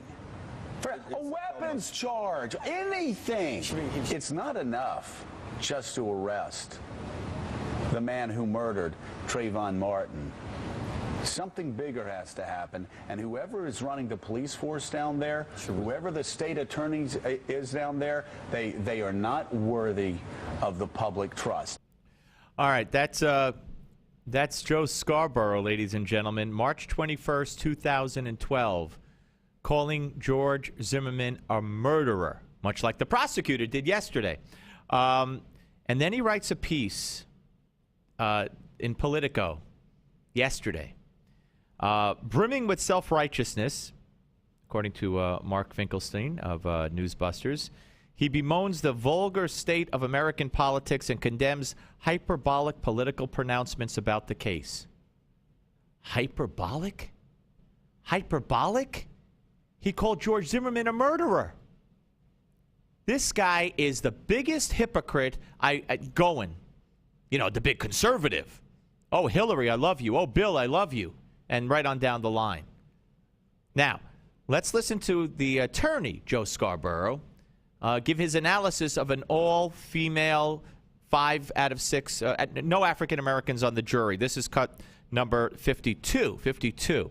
You talk about the questions that are going to be raised. I mean, if you have a jury in a racially charged case that doesn't have a single African American on there, you're just setting yourself up for failure and recrimination, regardless, and appeal. And appeal immediately. That's what's so shocking to me about it. Appeal? Appeal? There's no blacks on the jury for a Hispanic defendant, and he's making it sound as if the state loses, they could appeal the case, which would be double jeopardy, which he might face anyway from the Justice Department. But Joe, you had it all completely wrong. So he calls him a murderer a year ago. Then after the verdict, he blasts hyperbolic reactions after he was as hyperbolic as anybody could be, and he doesn't know what he's talking about. I would say that's a typical MSNBC conservative. Kudos, Joe Scarborough. Coming back with Brent Bozell on the Steve Malzberg Show. The Steve Malzberg Show. Don't complain about your cable bill going up and up and up. Do something about it. Grab a pencil and jot down this special number, 1-855-625-MY-TV. The more cable TV rates go up, the better digital satellite TV looks. So cancel the cable and get more of your favorite channels in 100% digital quality for less money. Call 1-855-625-MY-TV. Right now to sign up for packages starting as low as $19.99, and there's no equipment to buy. You get free HD TV upgrade, a free DVR upgrade, and free professional installation. You control what you watch when you watch it. Record your favorite shows. Pause and rewind live TV. Even skip the commercials. Watch local channels too. At just $19.99, what are you waiting for? Pull out your major credit or debit card. Call 1-855-625-MY-TV. 1-855-625-MY-TV. Cancel the cable, cut costs, and get more. 1-855-625-MY-TV. 1-855-625-MY-TV. Here's today's silver shortage update from Lear Capital. Reports keep coming, the shortage is growing. Twice already this year, the U.S. Mint has run out. Last time this happened, the silver price jumped 40%. It's time to take advantage with this special offer from Lear Capital. For a limited time, buy 20 new silver polar bear coins and get one free.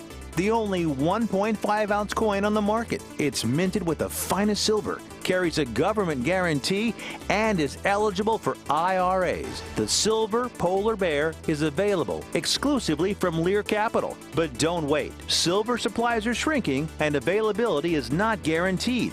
This offer is limited to a minimum purchase of $5,000. Call right now. 800-634-0482. 800-634-0482. Call Lear Capital now. 800-634-0482.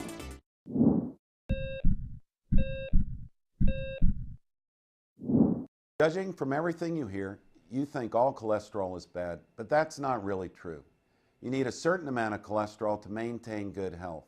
The problem is that too much cholesterol in your blood contributes to a plaque, a fatty substance that narrows the coronary arteries that feed blood flow to your heart. Picture your coronary arteries as a 4-lane highway. If one lane becomes blocked, traffic still flows well. 2 lanes, no major problem. But if a third lane becomes blocked, that spells trouble. It's the same way with your coronary arteries. And when plaque slows their blood flow to your heart, this can even cause a heart attack. The good news is that when it comes to cholesterol, lifestyle changes can pay off big time. Even a small reduction in plaque can be like opening up another highway lane. Suddenly, blood flow that was stalled can go forward again. Changing your lifestyle does not have to be hard. And in fact, here are 3 ways to help you start lowering your cholesterol. Snack on nuts. Nuts are probably one of the easiest and tastiest ways to lower cholesterol. Walnuts and almonds are among the best. Bulk up your diet with fiber. Choose whole fruits instead of a fruit juice, brown rice instead of white, and if you're eating a baked potato, be sure to leave the skin on. Choose fish. Fish contains cholesterol-fighting omega-3 fatty acids. I'm Dr. Chauncey Crandall, and thanks for watching this Heart Health Minute. Remember, it's never too late to prevent or reverse heart disease. Right now, I invite you to discover your own risk for heart disease or even a heart attack by taking my quick, free online quiz at www.simplehearttest.com.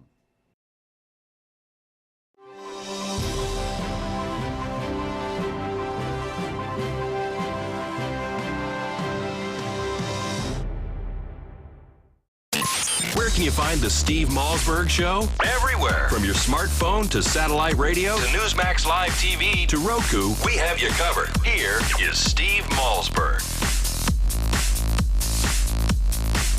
The way forward, the way to combat this tragedy lies there, in the weeds of gun control, and not in further prosecution of Zimmerman at the federal or civil level. A civil case may heal the family, and they deserve that. But in too many ways, we still live in the same America that Emmett Till lived in. An America where blacks are often judged to be a threat to order, and citizens are able to destroy their bodies and be protected by the justice system, and the black community is left in pain. All right, welcome back to the Steve Malzberg Show, folks. That's the reprehensible Toure fanning the flames of racial tension and hatred, in my opinion. And before the break, we played you the soundbite of Joe Scarborough back in March of 2012, calling George Zimmerman a murderer. And we've played you the sound bites over the course of the past 2 days. The media gone into overdrive in their attempt to make this a racial issue and pin it on George Zimmerman and say that blacks are basically, being hunted down by white people in this country. Joining us now is my friend and the author of a great new book, Collusion: How the Media Stole the 2012 Election and How to Stop Them from Doing It in 2016. It's co-authored by Tim Graham. We welcome in Brent Bozell. Brent, I'm holding the book up for all of the Newsmax audience to see. Wonderful, wonderful. Don't take it down. No, how are you, my friend?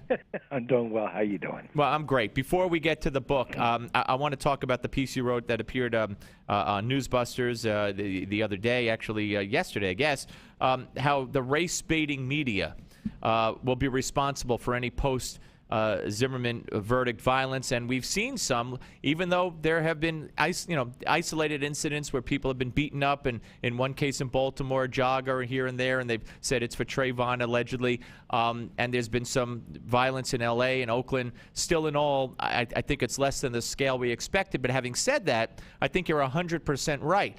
I think some of these people on TV who are saying what they're saying are hoping for violence. No question. If it's less than what we expected, it is also less than what the left wanted. There are two players in this travesty, 3 actually, that need to be so roundly disgraced by what they have done or continue to do.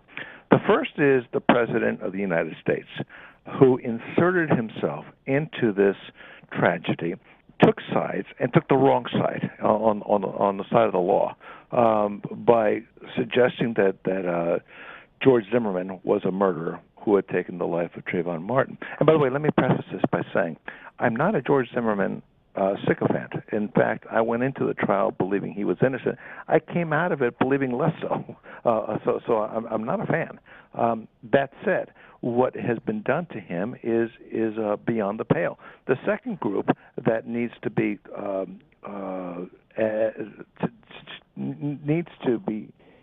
condemned in the highest with the highest level of intensity are the race baiters, Al Sharpton, Jesse Jackson, that whole crowd.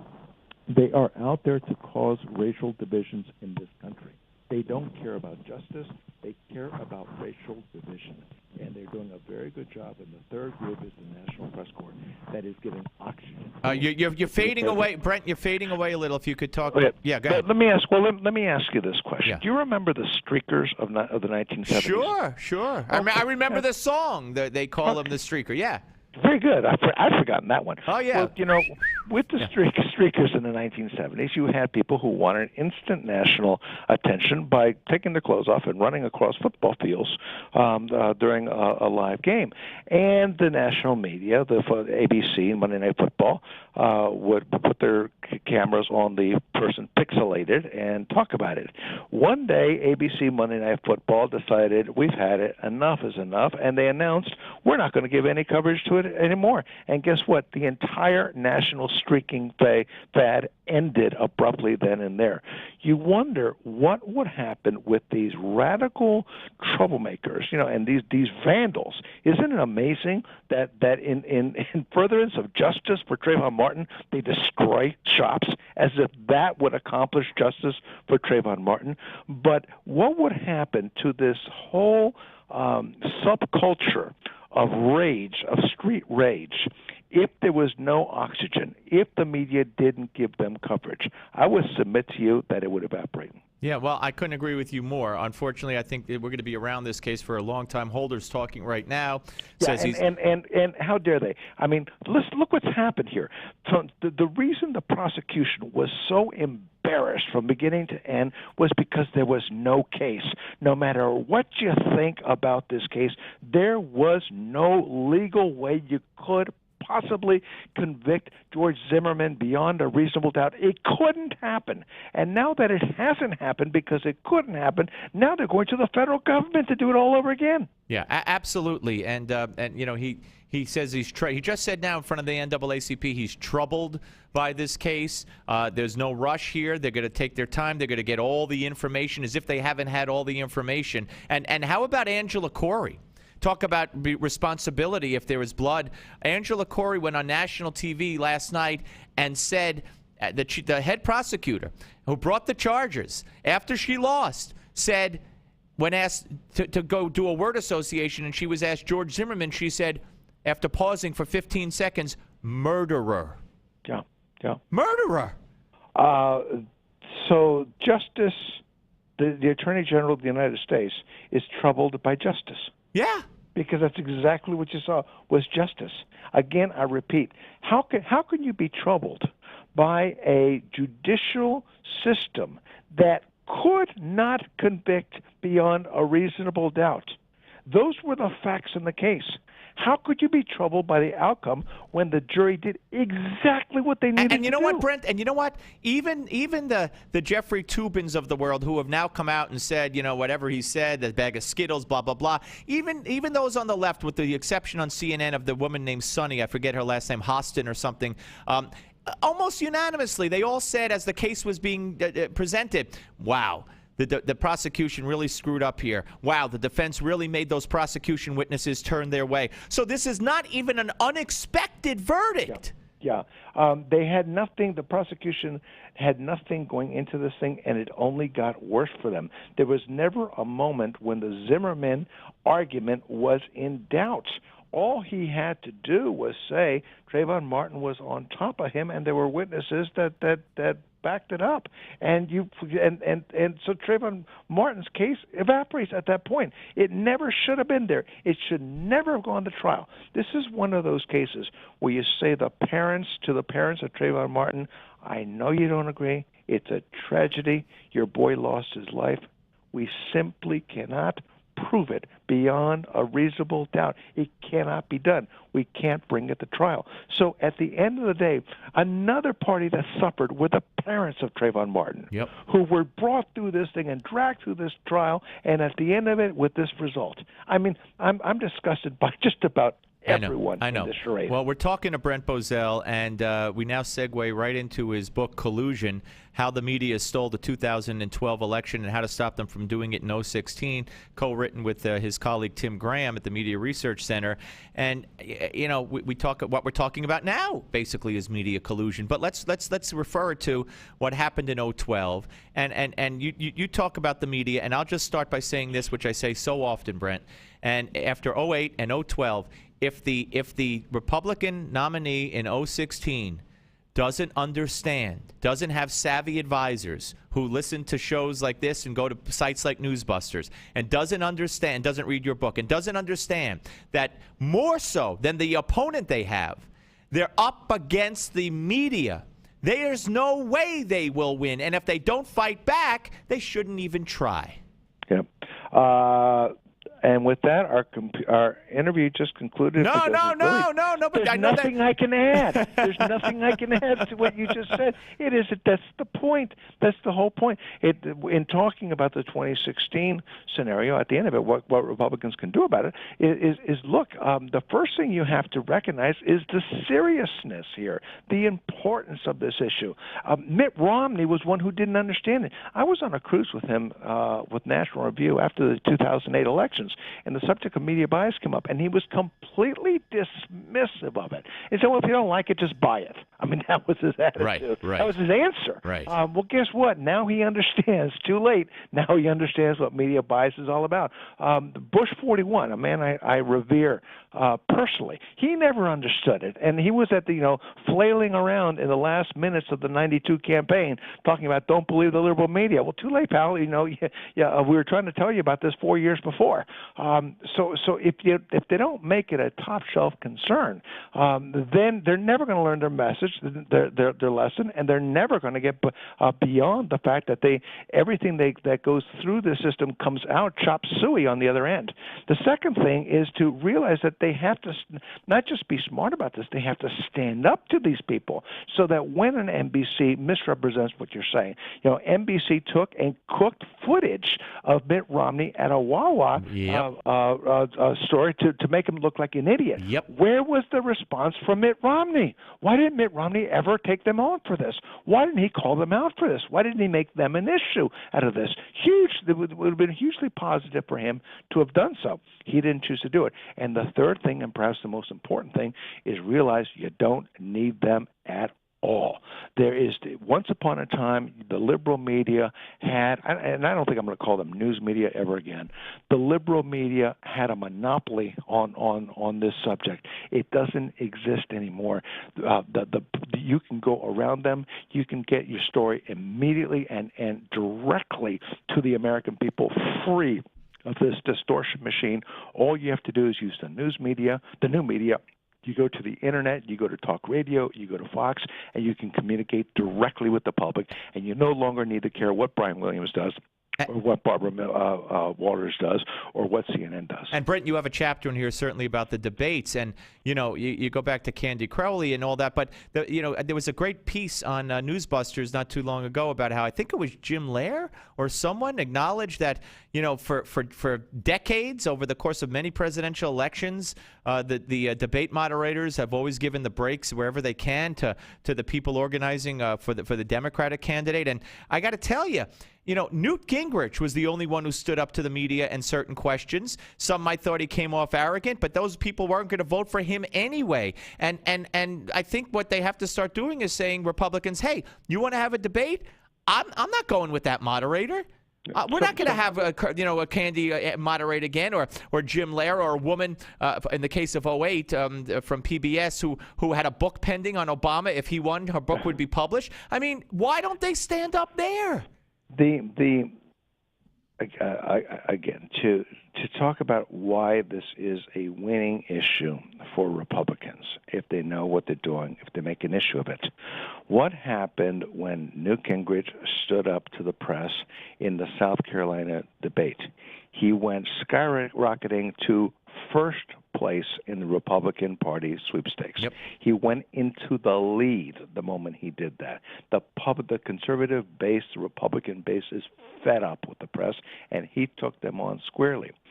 Secondly, when the Republicans complain, as they do every 4 years, about the moderator, after a certain point you just take your head and you bash it against the nearest wall, because for the millionth time you have to explain to the Republican Party, you chose the moderator. Right. You agreed to the Right. moderator. Right. You know, the Democratic Party refused to do a debate with Fox moderating it. Well, fine. If you're going to do that, then Republicans should say, we're not going to do a debate unless Fox moderates it. We want a Fox. Where was the Fox moderator in this debate? They've got to stand their ground on these things.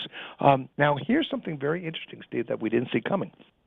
In the debates last year, the first debate moderator was Jim Lehrer. The third one was Bob Schieffer. The middle one was Candy Crowley. Now, any conservative would have put money on the fact that Jim Lehrer and Bob Schieffer were going to do a bad job, especially Bob Schieffer, who's got a record a mile long of animosity towards Republicans and conservatives. Well, guess what? Jim Lehrer and Bob Schieffer stunned conservatives when they did a good job. They weren't pro-conservative. They weren't pro-Republican. They were completely or just about completely fair across the board. So kudos to them for having done it right. In the middle was Candy Crowley, the one I would have said would have done the fair job in this.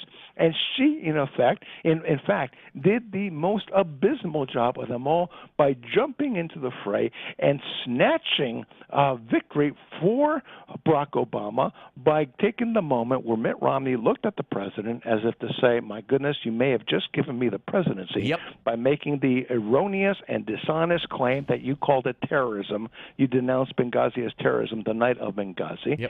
And she jumped in to correct Mitt Romney and to say that the president was correct on this, and jumped in such a loud way that the president turned to her, remember, and asked her to repeat it. Could you repeat it? Yep.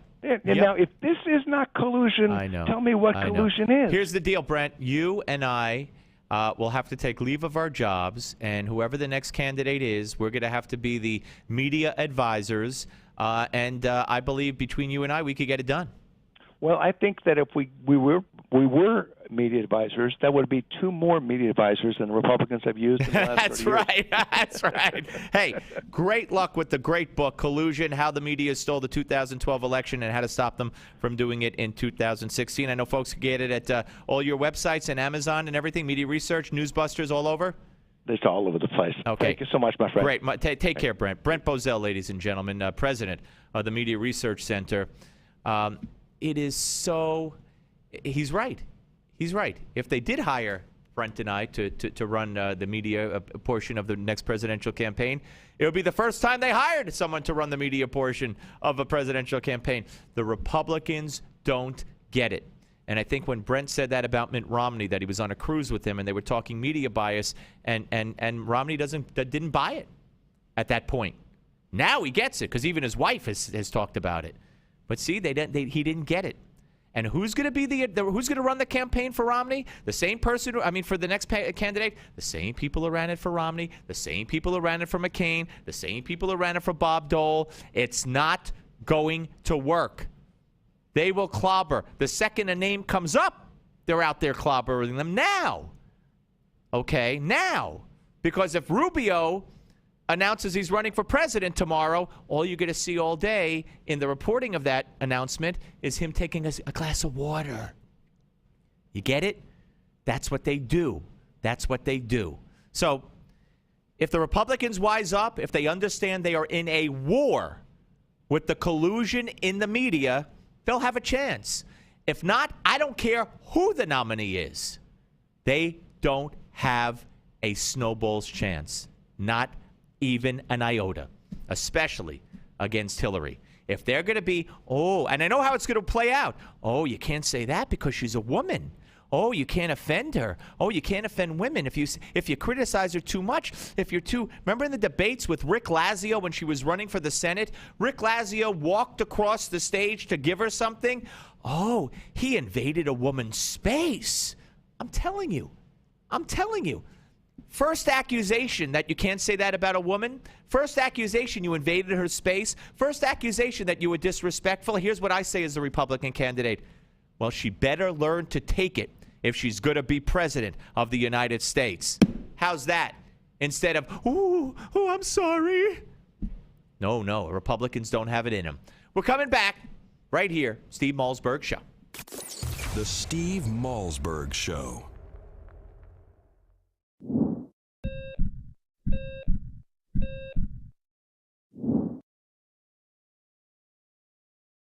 Heart disease is the biggest killer disease in America, and this doesn't surprise me.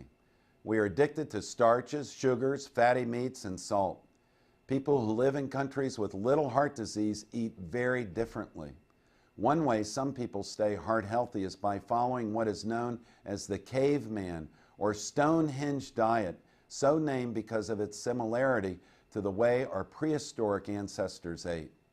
People who follow this type of diet live off local fruits and root vegetables and get their protein mostly from fish and wild game they shoot themselves. Now, since most of us don't hunt or fish for all our protein, here are some simple tips on how you can start to eat like a caveman, modern day style. First, fill up on fruits and vegetables. Eat them first and you'll be less hungry. Feast on fish, which is rich in nutrients but not in calories. Choose fatty fish like mackerel, herring, sardines, and salmon, which are rich in heart-healthy omega-3 fatty acids. Get out and go for a walk. Remember, our ancestors were hunters and gatherers, so they didn't spend their time sitting in front of a TV or computer all day. If you live more like a caveman or a cave woman, your heart will love you for it. I'm Dr. Chauncey Crandall, and thank you for watching this Heart Health Minute. Remember, it's never too late to prevent or reverse heart disease. Right now, I invite you to discover your own risk for heart disease or even a heart attack by taking my quick, free online quiz at www.simplehearttest.com. Hey guys, do you know your testosterone level? You should. Each year, declining testosterone robs more of your energy, drive, motivation, and even your ability to perform in bed. Take control of your testosterone today. Write this number down because Progene, the leader in dual-action testosterone supplements, is now giving you a free supply if you call today at 800-592-4834. If you'd like to feel closer to 20 than 40 and get back that energy, drive, and confidence, call now to try Progene risk-free. Don't believe us? We'll even prove it works. Ask about our at-home testosterone test kits and see for yourself what Progene can do for you. Be one of the next 100 callers. We'll triple your order and send you a full 1-month supply of Progene for free. A $70 value for only the cost of shipping and handling. Call 800-592-4834 for details. Know your level and kick your drive back into gear with Progene. Call 800-592-4834. That's 800-592-4834. Again, 800-592-4834.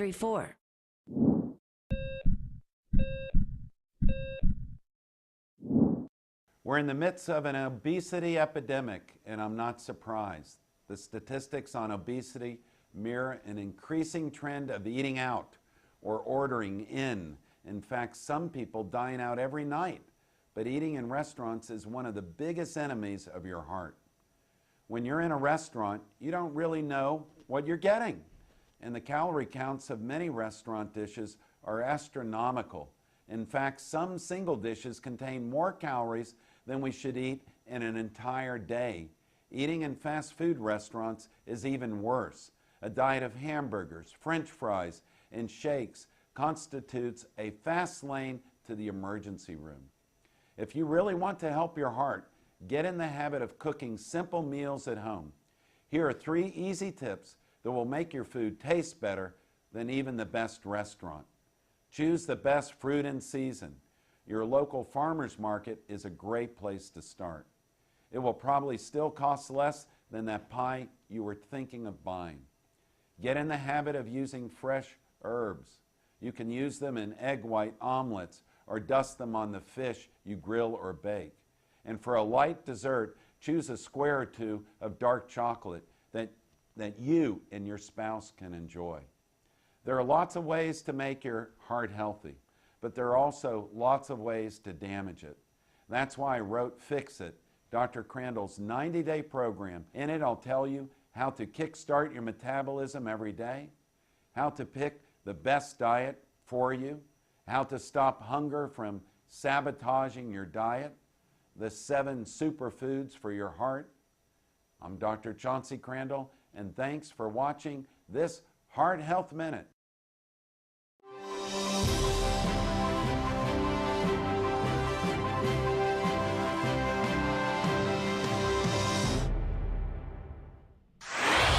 Microphones hot. Satellite link established. Studio lights illuminated. Cameras rolling. Audio and video encoders firing 1s and 0s. Internet stream is streaming. The most technology advanced radio show is on the air. Here's the captain of this enterprise, Steve Malzberg. All right, folks, I want to read you something as I put my glasses on. How'd I look? I can't see the camera, but I could see what's in front of me. Attorney General Eric Holder strongly condemned the so-called stand your ground laws in Florida. He was talking in Orlando at the NAACP convention. And of course, the stand your ground laws had nothing to do with George Zimmerman's defense. Absolutely nothing. Nothing. It was self-defense. He did not opt for the stand your ground law hearing. Okay, the laws, quote, sow dangerous conflict in our neighborhoods by allowing and perhaps encouraging violent situations to escalate in public. These laws try to fix something that was never broken, Holder said. The list of resulting tragedies is long and unfortunately has victimized too many who are innocent. Holder also told the delegates that the Justice Department is conducting an investigation to determine whether civil rights charges should be filed against Zimmerman, blah, blah, blah, blah, blah. So, I don't know. Okay, when we come back, we're going to have a chance to move away from the trial for a few minutes. I'm going to play you some sound bites. Luke Russert. You want to hear from Luke Russert going after John Boehner? This is from the other day. I've been meaning to play it. I'm going to play it. So you're going to hear that and some other sound bites that actually have nothing to do with the Zimmerman case. Then we'll get to Carol Swain and Alveda King. Dr. King is back on our show today. She called me and wanted to come back on to address the violence on the Steve Malzberg Show. The Steve Malzberg Show.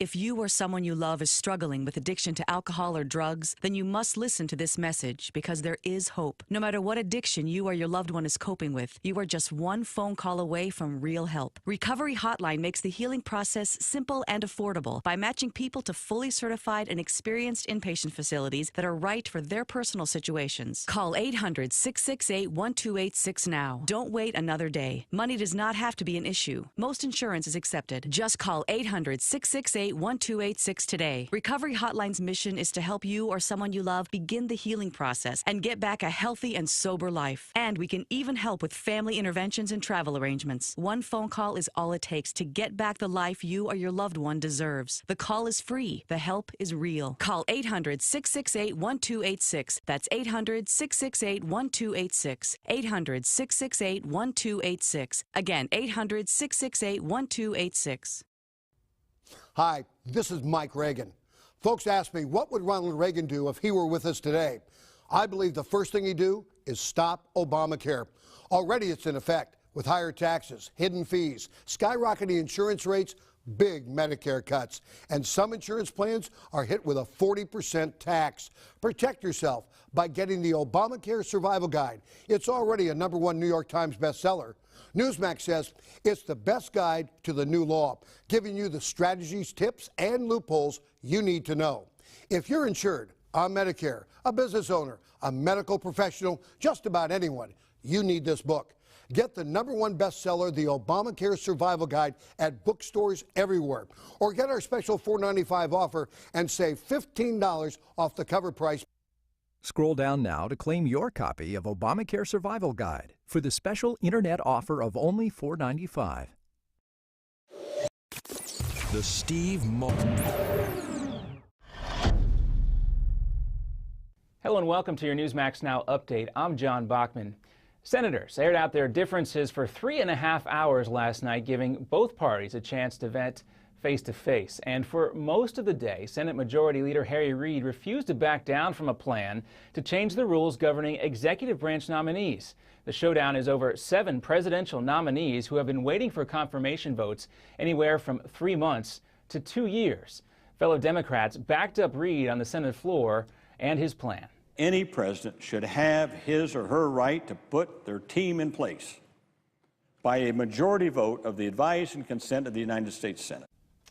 And Republicans who oppose the nominees for a variety of reasons have been holding up the votes by threatening to filibuster, but they say the unprecedented rules change would strip the minority party of its rights, poisoning relationships and dividing the Senate even deeper into gridlock. And what started as a peaceful protest in LA turned violent when about 150 people broke away and began running through the streets, attacking others, cars, and businesses. Police swooped in trying to bring peace back to LA's Crenshaw district. Many are angry at the not guilty verdict in the trial of George Zimmerman. 6 female jurors determined that Zimmerman was not guilty of murder when he shot and killed 17-year-old Trayvon Martin. The juror, known as B37, told CNN's Anderson Cooper that race had nothing to do with the verdict. We put everything into everything to get this verdict. I don't think any of us could ever do anything like that ever again. Meanwhile, Attorney General Eric Holder addresses the NAACP's annual convention today, and while speaking to members of a historically black sorority yesterday, Holder immediately addressed the Trayvon Martin case, saying this is an opportunity now to have an honest conversation about race in America. Also, prosecutors are looking into whether there's enough evidence to charge Zimmerman under federal civil rights law, similar to what happened in the Rodney King case in 1992. The Obama administration has aggressively used federal hate crime laws. Prosecutions are up 29% during President Obama's first term in office. And Mexican Marines capture notorious drug kingpin Miguel Angel Trevino Morales. Authorities say Trevino Morales ran the Zetas cartel, one of the most powerful drug operations in North America. Security forces cornered him in the border town of Nuevo Laredo. He was wanted on murder, torture, gun running, and money laundering charges, just to name a few. And next up on your Newsmax Now update, NSA leaker Edward Snowden still stuck in a Moscow airport, but why Russian President Vladimir Putin says that's the U.S.'s fault. Plus, a Newsmax exclusive with Pulitzer Prize winner Judy Miller on what may be the worst signal America can send to Egypt right now.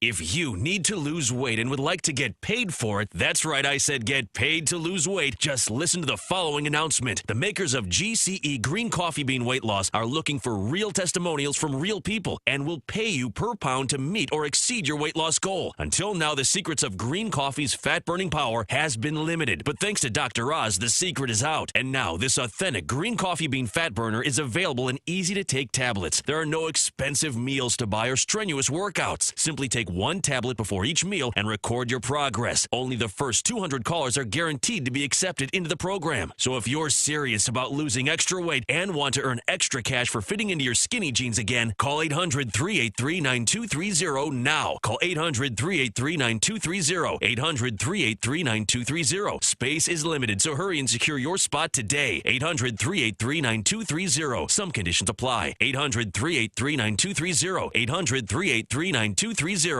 In 2013, half of your friends, family, and neighbors may lose their jobs, all while you are robbed of 90% of your life savings, investments, and home's value. Controversial economist Robert Wiedemer, who was the only expert to predict the recession, has released a startling video with shocking evidence that the powers that be have tried to ban. But that hasn't stopped 50 million people from getting the truth. Watch it at AftershockVideo.com. AftershockVideo.com. What is Lignet?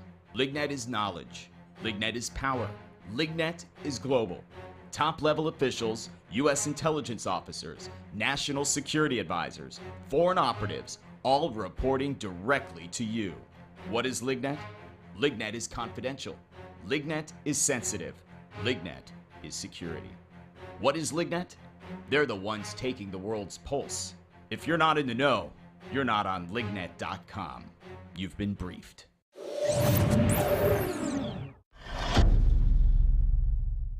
And welcome back. Edward Snowden is still stuck in a Moscow airport, and Vladimir Putin says that's America's fault.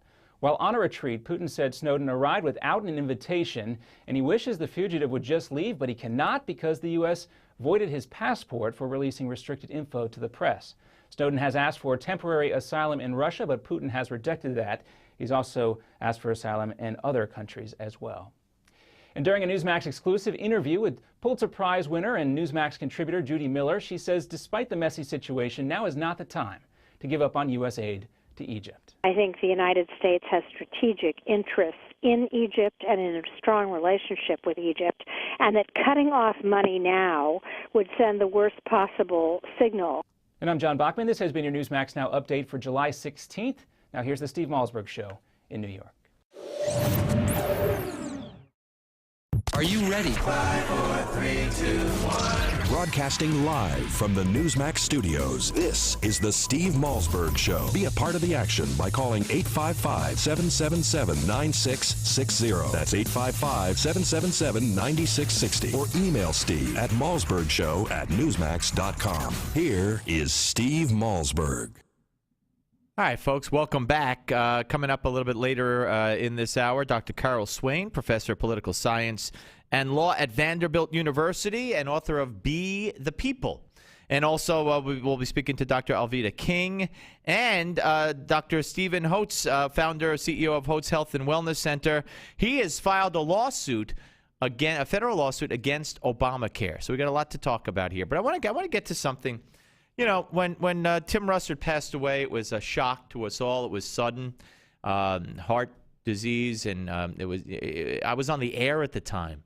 I think it was about 5 years ago, and it was before I went to WOR, and I was doing a radio show to another city, and I was in a state of shock. Couldn't believe what I was watching. You know, what was coming across the wire. And then shortly thereafter, little Lukey Russert got hired by MSNBC. And that's fine. Nepotism's fine and all that kind of stuff. And if you want to give the kid a job, but they threw him in there before he was ready for, I don't want to say prime time. He wasn't ready for any time. And he still isn't. And he is in my view, an arrogant and pompous. And listen to him speak to the Speaker of the House. Okay? Listen to him ask a question the other day at a press conference, and this is about, I guess this is about health care, or is this, I don't even know what the topic was. Let's see. Oh, yeah, Hispanics, I guess immigration reform. How could you be against immigration reform? Yeah, but listen to this. This is a question, mind you, at a press conference. It's cut number 2. To balance the budget over the next 10 years.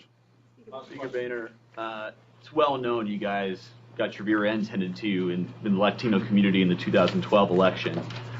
The Chamber of Commerce is in favor of the Senate bill. Marco Rubio, presumptive 2016 nominee, has put that bill as a sort of profile and courage moment.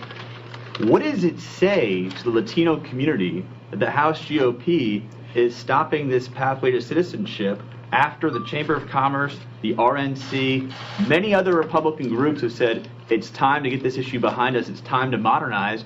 Do you not risk putting the Republicans at a disadvantage with the fastest growing electoral voting group for another generation? Well, I didn't know this was an opinion show here.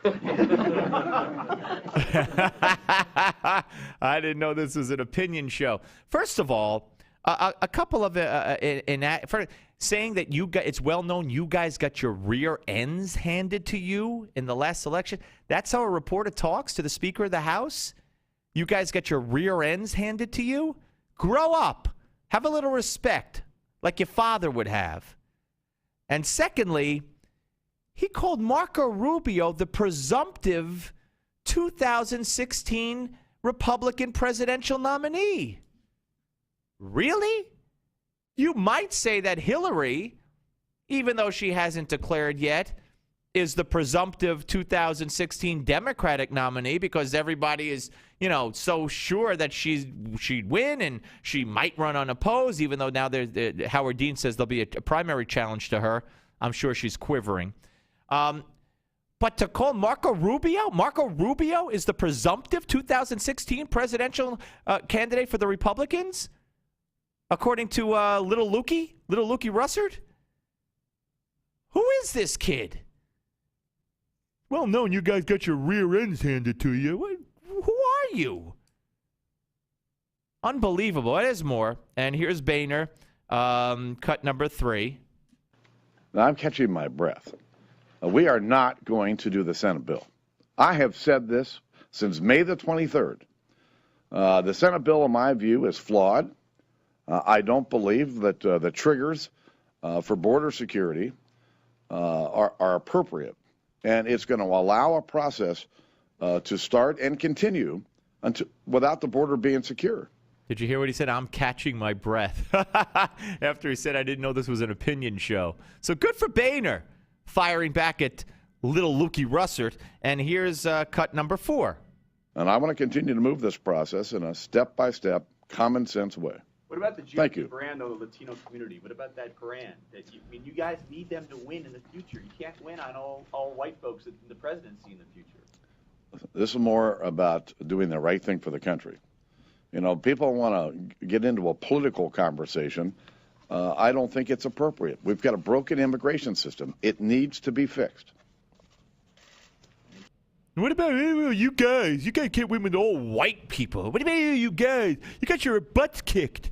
The presumptive nominee. Who? Could you imagine if this wasn't Luke Russert?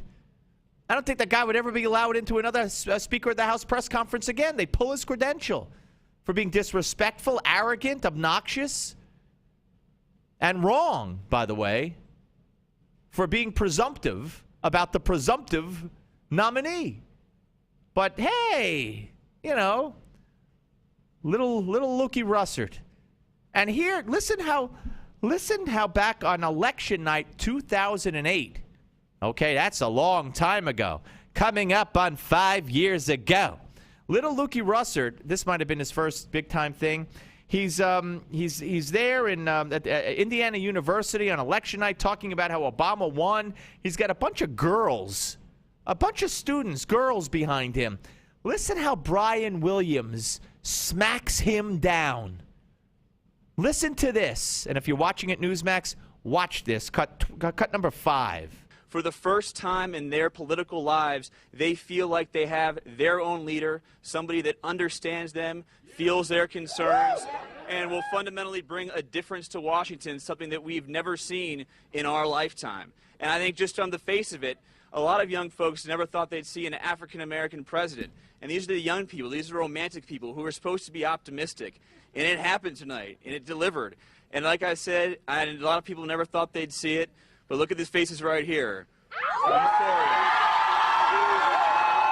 Out at Indiana University.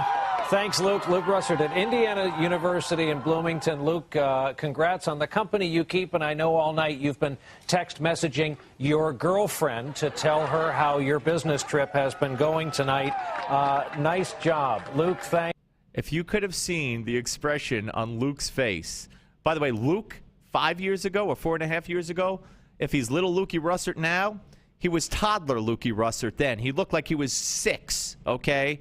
And good for Brian Williams. Good for Brian Williams. That was his way of smacking down, in my opinion. And the opinion of, I think, the people at Newsmax, where I got the Newsbusters, I'm sorry, where I got this cut from. Little Lukey Russert. Just really disgusting. I want you to hear a soundbite now, speaking of disgusting. Cut 33. This is Melissa Harris Perry. This is the woman who is referred to disgustingly something that represented an embryo as this thing, and has said that our children don't belong to their parents. They don't belong to the family. They belong to the community. And this thing, she said, did that on 2 separate occasions about an embryo. So listen to this. This fits right in with who she is. She can't hide who she is. Listen to cut number 33. As adults, we will talk among ourselves about last night's verdict in the George Zimmerman trial. But as we look forward, we're also going to have to grapple with what we're going to say to our children. Because what we must not forget is that Trayvon Martin was not an adult. He was the child of Sabrina Fulton and Tracy Martin. He had just celebrated his 17th birthday. I will never forget the relief I felt. I'm a sexual assault survivor, and yet the relief I felt at my 20-week ultrasound when they told me it was a girl. And last night I thought, I live in a country that makes me wish my sons away. Wish that they don't exist because it's not safe. She lives in a country that makes her want to wish her sons away. Apparently she's got sons. And this country is so unsafe and so racist that she wishes she could wish and will, I'm putting that word in her mouth, her sons away. What kind of sickness is that? How sick, how sad, and how sick. And if you put it all together, our children don't belong to us. Our kids don't belong to the mother and father. They don't belong to their families. They belong to the community. This thing. And now she believes our country is so unsafe for black children, men, black kids, black young men, that she wishes she could will and wish her sons away. Well, you know what you can do? If this is such an unsafe, terrible country, you could either send them away to school overseas or take them away. Move the family. Find a country where it's safer for young black men. Okay? Because I know what the implication is here. That it's the white man hunting down young black children. But the fact is, it's black on black crime that makes your young black sons unsafe in this country. And the fact is, as sad as it is, if Trayvon Martin didn't elect to punch and beat up George Zimmerman, we wouldn't even be talking about this. But to say it makes her want to wish her sons away? Wow. That's a deep-seated, in my opinion, sickness. It's sad. But when you take it in the context of everything she said, it's not in a vacuum. I think this woman's got problems. Real problems. Kids don't belong to you. Ugh, this thing. And now this? Wow. Okay. Very sad. Very sad that anybody would feel that way. We're coming back, and we'll talk about it with Dr. Carol Swain on the Steve Malzberg Show. The Steve Malzberg Show.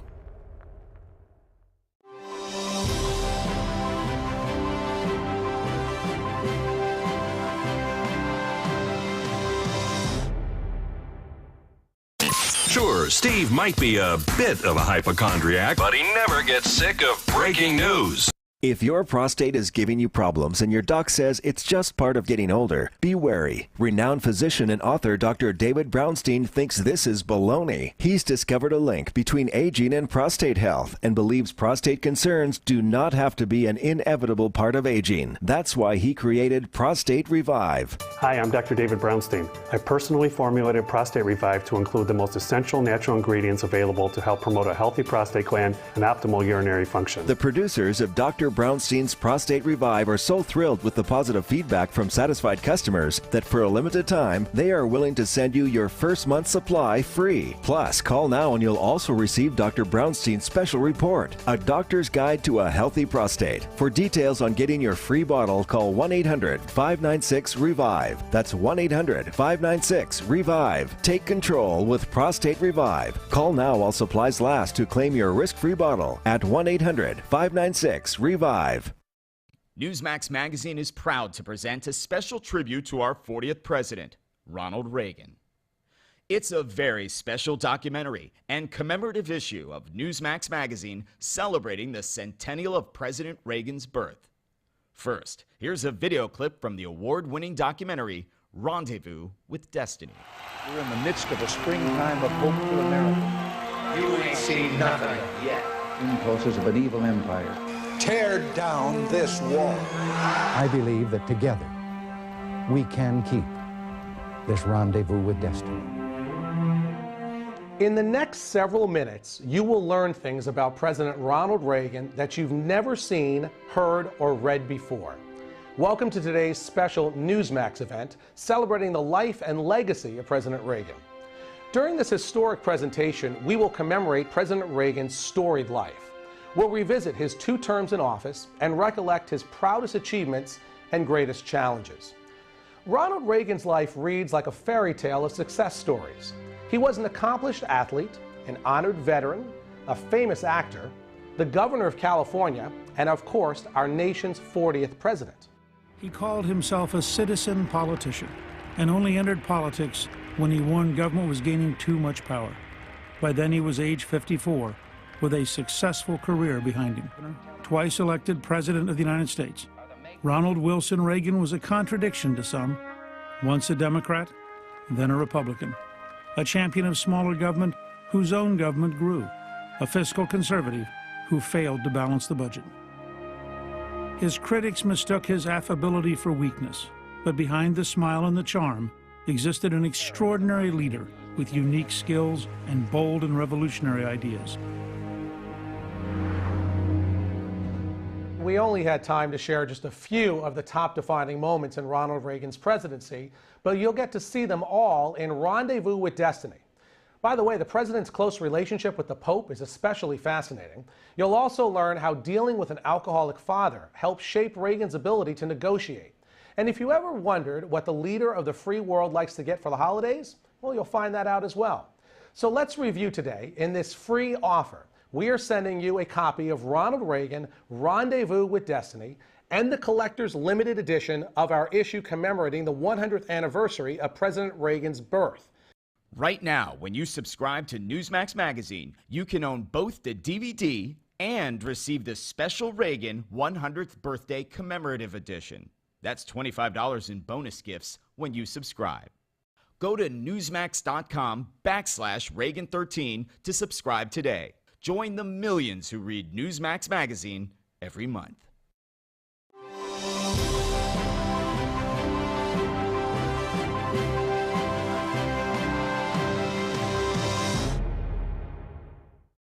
Sure, Steve might be a bit of a hypochondriac, but he never gets sick of breaking news. This is the Steve Malzberg Show. Call Steve at 1-855-777-9660. That's 1-855-777-9660. Here's Steve.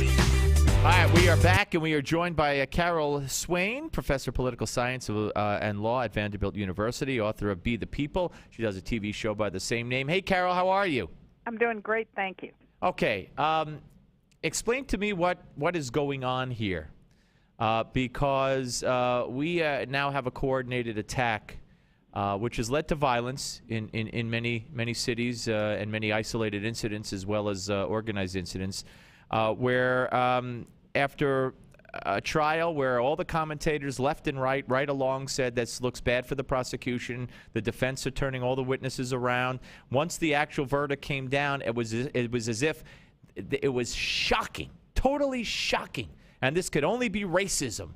And it's as if they were watching a different trial, and now the attack is going ahead, full steam ahead, by not only the leftist media, the NAACP, Al Sharpton, Jesse Jackson, and yes. It's just, I've never seen anything like it. Let me tell you that for me, as a black woman, that's watched America over many years, it's so disheartening to see how black people are manipulated and exploited by their leaders. And it's the black leaders and it's the white left and all of these people, so many commentators. I've been on a couple of shows, and it's like these people that are well educated, they're lawyers or they're professors, and it's like they're living in a different reality, and those lies that they're putting out, that's what's stirring the people, because the people that at home watching television are looking to these experts to give them an assessment, an accurate assessment of what's taking place, and these people are just totally living in another universe. They act as if it's 1950. And Eric Holder, I hear now that he's going after Florida's stand your own ground law. What they ought to be going after is black crime, the black crime rate, the fact that so many of us, including me, feel like you need a gun to protect yourself. And not only that, Carol, stand your ground had nothing to do with this. Nothing to do with it. It's just so much an exploitation of black people. And when I look at the misery in black communities, and the fact that the leaders, instead of actually addressing some of the issues and helping black people to think critically about that situation, they're not doing any of that. They're keeping people distracted, and they are encouraging black people to engage in bad, unruly behavior that causes more racism. Yeah, no, absolutely right. When Jesse Jackson says that Trayvon Martin is Emmett Till, what goes through your mind? They're just, they are insane. They're totally insane, and there should be a law against what they're doing. It should be, as much as I believe in free speech, I believe that in cases like that where people are willfully stretching facts and they are inciting violence, I think they should be held accountable. And when the prosecutor yesterday says George Zimmerman is a murderer after she lost her case, these people should be held accountable for having for reckless comments. Yeah. All right. So where do we go from here? How do we move forward? How do we combat the misinformation? I still hear them saying that George Zimmerman was told not to leave his car. He was never told not to leave his car. Well, Jonathan Turley was on PBS last night with me, and he pointed out that there's no law against leaving your car. Right, but he did. But they keep saying that the police operator told him don't leave your car. That's factually incorrect. I've played the tape on the air as recently as today. So we got a couple of minutes left, Carol. What would you like to see happen? How do you break the black community from being led astray, as you put it? By I think you put it. You may not have used that term. By the people that lead them astray. Well, I think that in cases where you have leaders that are behaving irresponsibly and they're putting forth blatant lies, I think, free speech is free speech, and I champion everyone's right to free speech, but there has to be, some type of standard, and these people need to be exposed. And I think that the mainstream media, if they really care about America, if they want to quell the violence, then they need to start reporting the truth.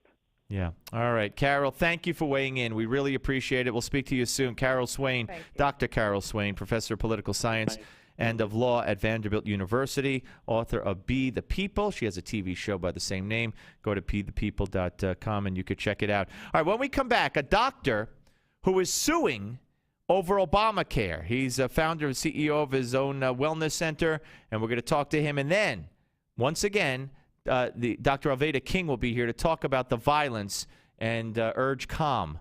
So don't move from right here on the Steve Malzberg Show. The Steve Malzberg Show.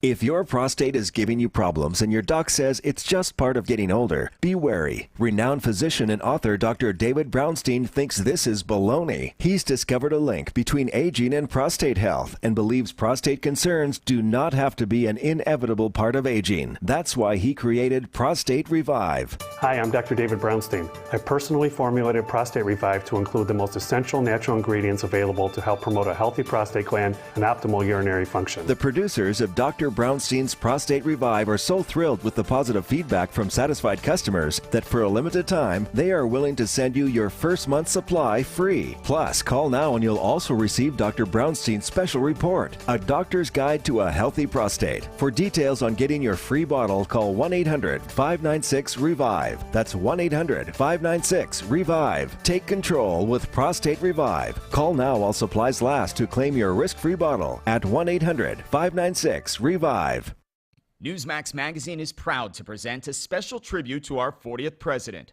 Ronald Reagan. It's a very special documentary and commemorative issue of Newsmax Magazine celebrating the centennial of President Reagan's birth. First, here's a video clip from the award-winning documentary, Rendezvous with Destiny.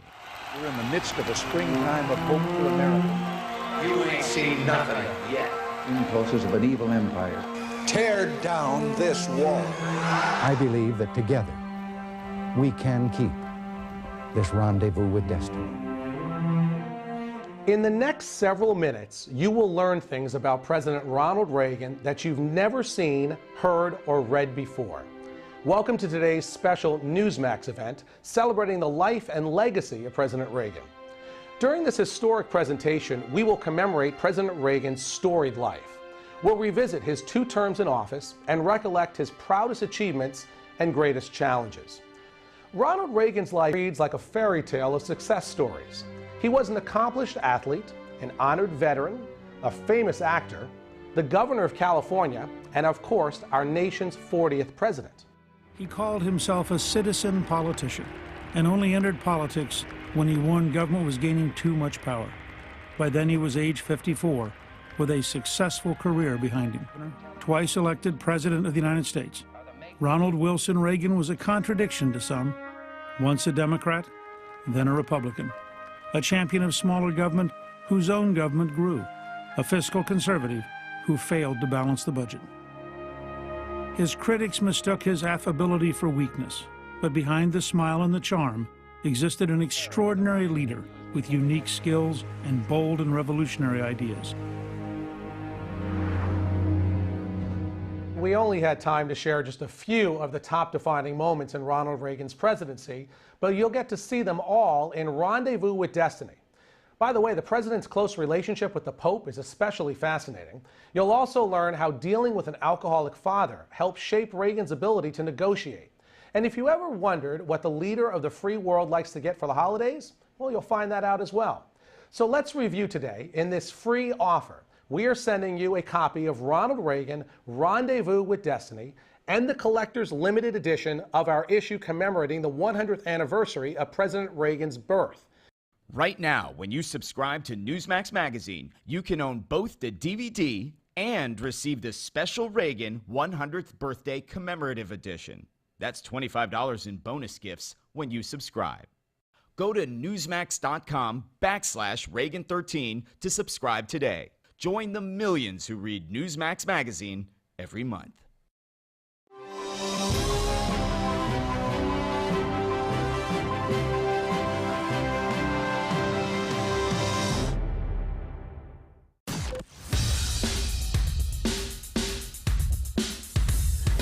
This is not your typical Screamfest talk show. No. This is the next generation of talk radio. Here is Steve Malzberg.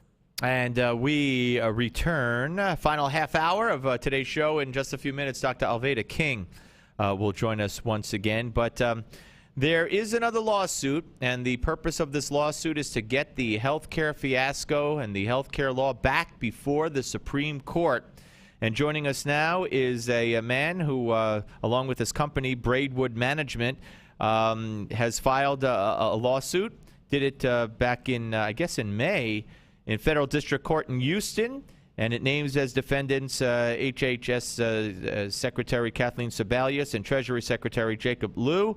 And we welcome in Dr. Stephen Hotze, founder and CEO of Hotze Health and Wellness Center. Hey, doctor, how are you? Steve, I'm doing great. Thanks so much for giving me the opportunity to visit with you and your wonderful listening audience. Well, it's my pleasure, and certainly I hope you're successful. Tell us the grounds on which your lawsuit is based. Well, that's a great question. First, let me tell you, our attorney on this case is Andrew Schlafly. Andy Schlafly is the general counsel for the Association of American Physicians and Surgeons, which was formed in 1943 to fight socialized medicine. So it's a conservative free enterprise organization comprised of 5,000 or 6,000 doctors nationwide who are strong free enterprise doctors. Andy contacted me in April. He and I have been in two lawsuits, different lawsuits, in federal court in the Fifth Circuit. Houston is in the Fifth Circuit. The country is divided into 13 circuit courts. The Fifth Circuit is Texas, Louisiana, and Mississippi. So all federal cases in those states, when they're appealed, go to the Fifth Circuit, and then from the Fifth Circuit, it would go like any other circuit court, goes to the Supreme Court. So we wanted to file this suit in the Fifth Circuit, and we filed it on 2 grounds, 2 complaints. First is the origination clause. The Obamacare bill, revenue-raising provisions started in the Senate. By law, by the Constitution, Article 1, Section 7 says that all revenue-raising bills must start in the House. The bill that Obamacare was attached to was a tax credit bill, not a revenue-raising bill, but a tax credit bill for veteran housings. It was a 6-page bill. When it went to the Senate, Reid shoved in a 2,075-page Obamacare revenue-raising bill and sent it back to the House. The House at that point should have objected, but because it was controlled by the Democrats, they didn't. They let them violate the origination clause. They don't have a right to do that, but they let them do it. So we're raising that. We know that this is an important issue because what did Roberts do when he made his decision to vote with the 4 liberals on the court? He changed the fees, which the bill said all the fees in the bill are not taxes. And Obama and the whole administration said there's no taxes in this bill. They didn't want there to be any taxes because they would have violated the origination clause. But what happened is Roberts says they're taxes. These fees are taxes. So that gives us an open door now to go back and say, indeed, they are taxes. They came in the bill in the Senate, not in the House, in a violation of origination clause. Interestingly enough, in the dissent, the 4 dissenters, who were the 4 conservatives, dissented. They raised the issue. They said, if this is a tax, what about the origination clause? It arose in the Senate.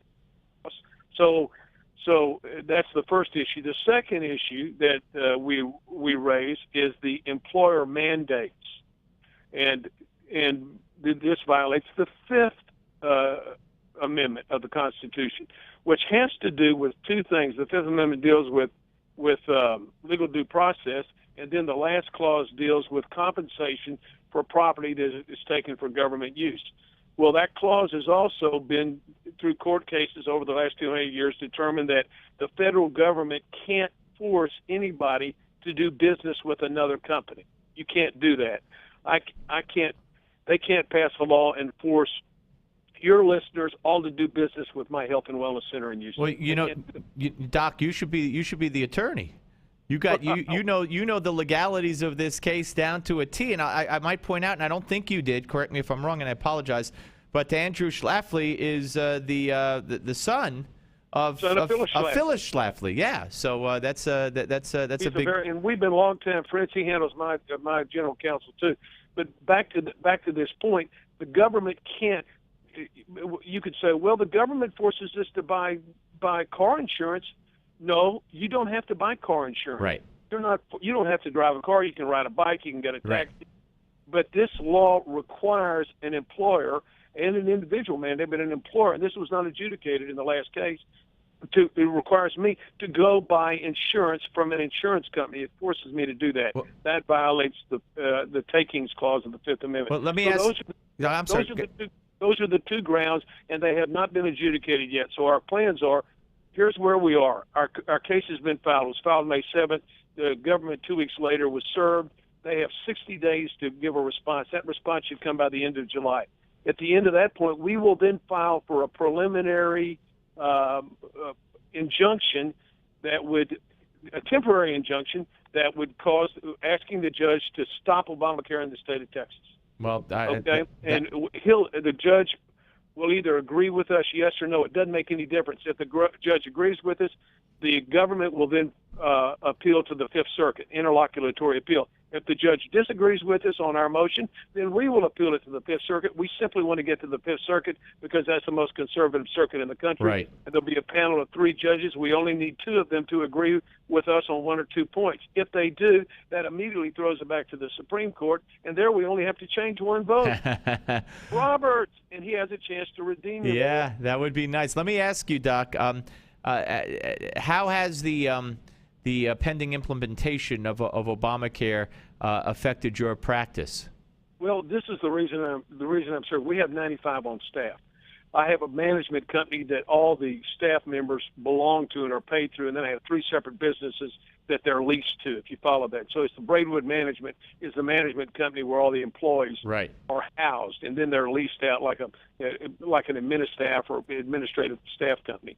So we lease them back to our businesses. Well, I've been told by my insurance carriers that my insurance premiums were going to go up dramatically. I'm self-insured, and I have an override policy for all the employees, and so I pay the first $20,000 of all health care costs, and then after that, I have a very high deductible. This is not going to be permitted. So my insurance rates are going to go up dramatically because I'm going to have low deductible insurance, and I won't be able to self-fund like I'm doing now. Well, that takes away. That's not the way I want to do my business. But it's forcing me into that situation to dramatically increase it's going to dramatically increase my health care costs to our employees. And that's the reason I'm suing about this, is because I don't like it. It violates my constitutional rights and it takes my money. It forces me to do business with somebody I don't want to do business with. Yeah, absolutely. And how does the fact that Obama has postponed the employee mandate for a year? How does that affect us? Yeah. Great question. There was a great article in the Wall Street Journal yesterday. By the way, Doc, that's 2 great questions you've given me credit for. So I'm going to tell my boss. Go ahead. Well, in the Wall Street Journal yesterday, in the opinion section, there was an article on the employer mandate and why this is why what Obama has done is really screwed up his whole situation. And it was written by the 2 lawyers that represented the states before the Supreme Court. And here's the long and the short of it. The president has no authority to take any law passed by Congress, whether you agree with it or not, and say, I'm not going to implement it or I'm going to postpone it. He doesn't have the right to do that. And what that really screws everything up for all the businesses in the individual mandates, because the individual mandates are contingent upon there being an employer mandate. If you uncouple that, it really makes it very unfair on the individual mandate. And it's like, it would be like the Supreme Court striking down the employer mandate. Right. Let's say it's not severable, or it's severable, and the rest of the bill stands. Well, that whole process was built upon employer mandates and individual mandates. If you remove one, the rest don't stand. So the article yesterday said, really, what the president has done is unconstitutional. So I think he's really, he's stepping in his own pooch right now. I think really... Doctor, I wish you nothing but success. And as soon as the judge makes the ruling that you're looking for in a couple of weeks, hopefully, or a month or so, you come back on with us and tell us.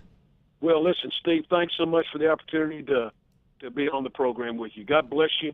And keep up the good work. Okay, my pleasure. Thank you. Dr. Stephen Hotze, M.D., founder and CEO of the Hotze Health and Wellness Center, suing the Health and Human Services Secretary and the Treasury Department over Obamacare. And good for him. Good for him.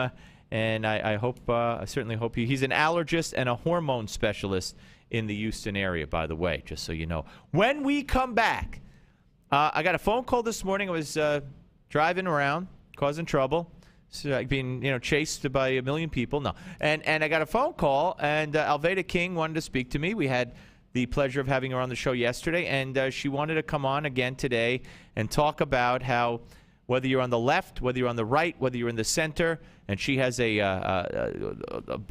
King women, one a daughter, and she's a niece, and I think another one might be a niece or a cousin. And one is left, one is center, she's right, and they all are in agreement when it comes to violence and how it must not rear its ugly head here in these protests. Unfortunately, they have, some of them have turned violent, and some isolated incidents have turned violent as well. We'll talk about that with Alveda King on the Steve Malzberg Show. The Steve Malzberg Show. You've heard the allegations on the news, and during the big game, pro football players have been using deer antler velvet to get a competitive edge. Banned at the London Games for its performance-enhancing qualities. Forbidden in major sports leagues for being an unfair advantage to athletes. Deer antler velvet is now in stock and available to try for free for a limited time only. Athletes have been using it for years for increased strength, increased endurance, muscle mass stress reduction, and yes, greatly enhanced libido. Everyone's talking about this miracle substance so powerful, it's being banned by professional sports organizations, but for a limited time, it's being made available to the general public. Best of all, you can try it for free by calling 800-678-5153. That's right, get Superior Velvet for free. If you're looking to boost your performance on the field and between the sheets, get the most powerful, proven product used by athletes for years now for free. Claim your free bottle today by calling 800-678-5153. That's 800-678-5153. Again, 800-678-5153. Obamacare. President Obama's massive health care law is taking effect this year.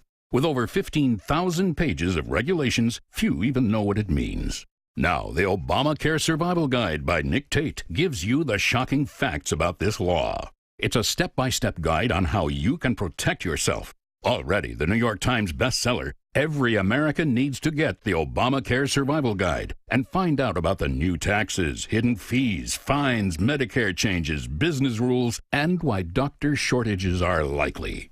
Donald Trump says the Obamacare Survival Guide is a must-read for anyone worried about getting good health care for themselves or their employees. So get the Obamacare Survival Guide. It's at bookstores or get our special offer at Obamacare911.com and you'll save $15. Go now to Obamacare911.com. Obamacare911.com. Are payday loans ruining your life?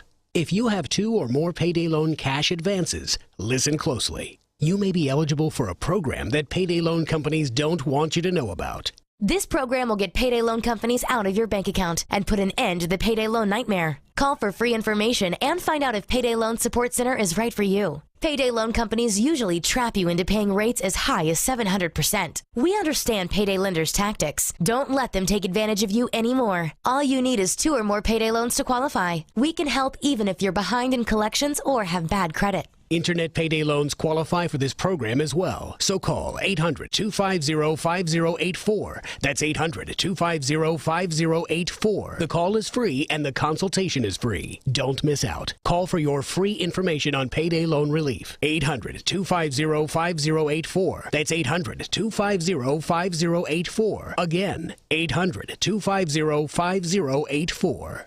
Drug, alcohol, and gambling addiction can be devastating for you and your loved ones. Don't let the disease of addiction ruin everything you've worked so hard for. The Treatment Helpline has helped thousands of people just like you take control of their addictions and live healthier, cleaner, and happier lives. You are not alone. Now there's hope. The Treatment Helpline has helped people just like you overcome their addiction. If you or a loved one is suffering from a drug, alcohol, or gambling addiction, let us help you today. Call 1-800-813-9821. Our seasoned addiction treatment professionals can show you how to use your private health insurance to help cover the costs of this life-changing program. Call now and get a free confidential consultation. 1-800-813-9821. That's 1-800-813-9821. Help is only a phone call away. Call 1-800-813-9821. That's 1-800-813-9821. Health insurance is on everybody's mind right now. You either don't have it, or you have it and you think it's too expensive. And you probably feel like you don't have any options. We can help. We are InSphere Insurance Solutions. We offer health insurance plans from major carriers nationwide and likely have a plan that can save you money. Whether you're self-employed, on a COBRA plan that's about to expire, or you simply don't have health insurance where you work and you need it, InSphere Insurance Solutions can help you. Our agents will help you find coverage you can afford. InSphere Insurance Solutions is an authorized agency in all 50 states, including the District of Columbia. Plans may not be available in all states. 800-980-9325. 800-980-9325. 800-980-9325. 800-980-9325.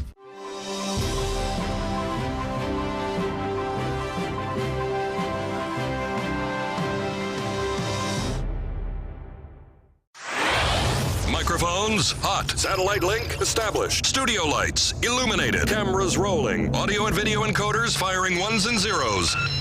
Internet stream is streaming. The most technology advanced radio show is on the air. Here's the captain of this enterprise, Steve Malzberg. All right, folks. It was emotional to a point, but after we had put our vote in and the bailiff had taken our vote, that's when everybody started to cry. Tell me about that. It was just hard, thinking that somebody lost their life. And there's nothing else could be done about it.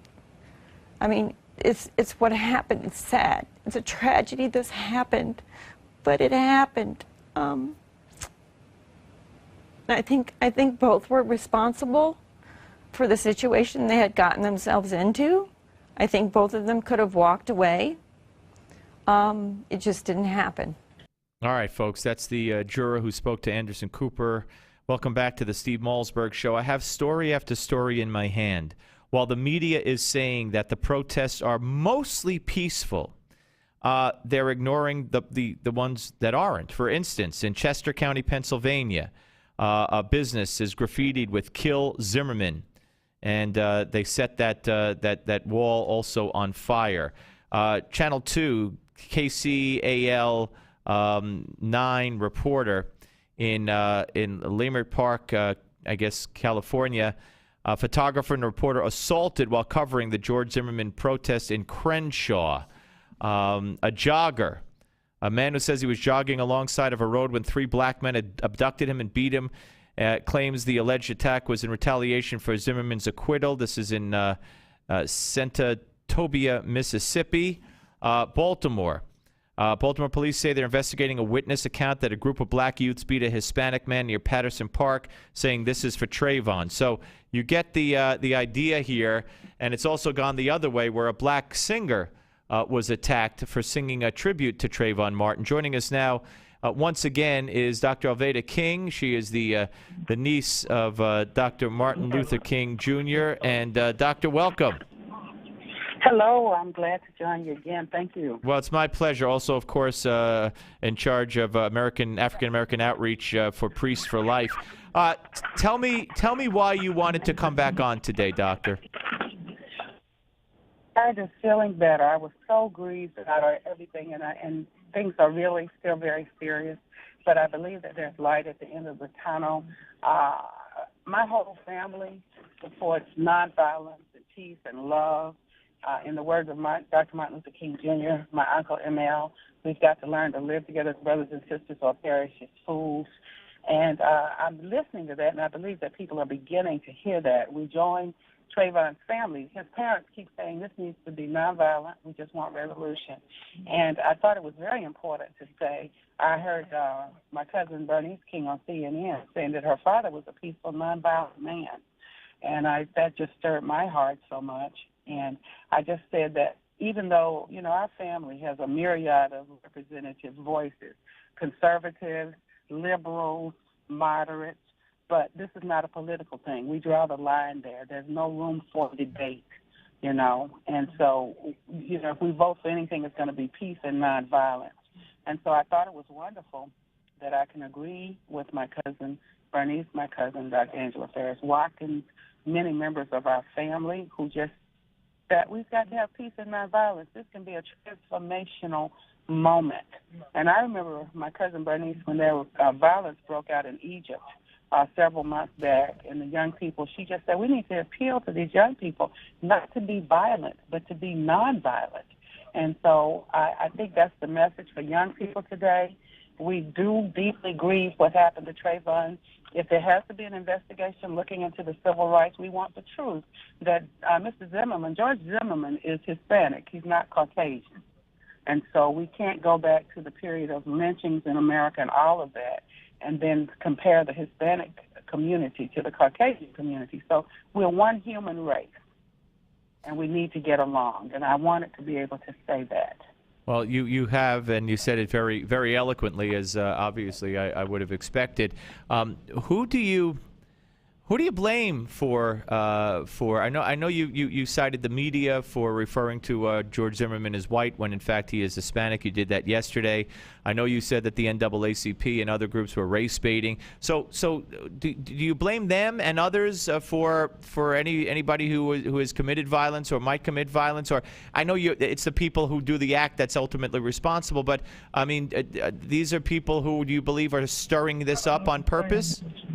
Well, I do believe that it's race baiting from those who know that they have the opportunity to violate a sacred trust, to be a part of the media or an organization that is set up to serve the people.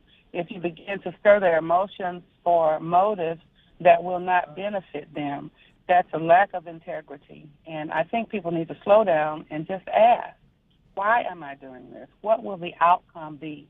rather than just stirring a boiling pot and letting it boil over and not knowing what those repercussions are going to be. And that's what's disturbing me. I'm asking even the media, even these organizations like the NAACP, who, by the way, also supports abortion and same-sex marriage. So I'm saying, you're saying you want to help people, but human dignity begins in the womb, and it goes from conception until natural death. And procreation is another issue. So I'm just saying, slow down, take a moment, look at why you're inciting people to violence, because that's what you're doing. And then we're going to honor Martin Luther King Jr., his letter from a Birmingham jail in 1963, the 50th anniversary of I Have a Dream speech, the March on Washington. This man says that we've got to learn to live together as brothers or perish as fools. We've got to admit that we're the human race, not separate races. And so I say to the media, stop it. Stop instigating, please. And I don't mean all the media. I mean, obviously, I'm talking to you, and you're asking with sincerity and integrity. So I don't want to put everybody in the same category. But if you're in the media and you're inciting people to violence, ask yourself why you're doing that. If you're the NAACP or the Urban League or somebody like that, and you're inciting people to go out and burn and threaten and hate, why are you doing that? Let us work. Let this be a transformational moment in history so we can look back and tell our children and grandchildren and great-grandchildren, I was part of a movement that asked America to pray and to act nonviolently. This is a transformational moment. Let's take that moment and act together. All right, Dr. King, thank you. Thank you for coming back on and saying what you said, and I hope everyone takes heed of those words. Thank you so much. Thank you, Steve, for this opportunity. My pleasure. Dr. Alveda King, ladies and gentlemen, Pastoral Associate and Director of African American Outreach for Priests for Life, and the niece of Dr. Martin Luther King Jr. And it's, you know, when you read about these things, and there are some people, you know, they went into a Walmart in California and they looted and, oh, Steve said they. Yeah, whoever did it is they. I don't know who did it. But there's no excuse for it.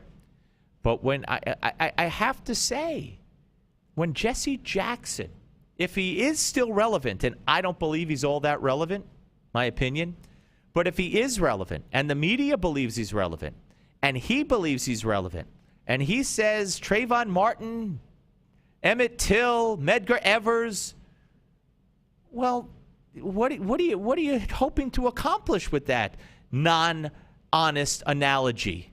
Why are you saying that? Is there money to be made, as Dr. Alveda King alluded to or insinuated yesterday? She didn't insinuate, she accused. In certain circles, are there paychecks to be had? What could the reason be? And I don't have the answer, unfortunately. All right, we're coming back, folks, on the Steve Malzberg Show tomorrow.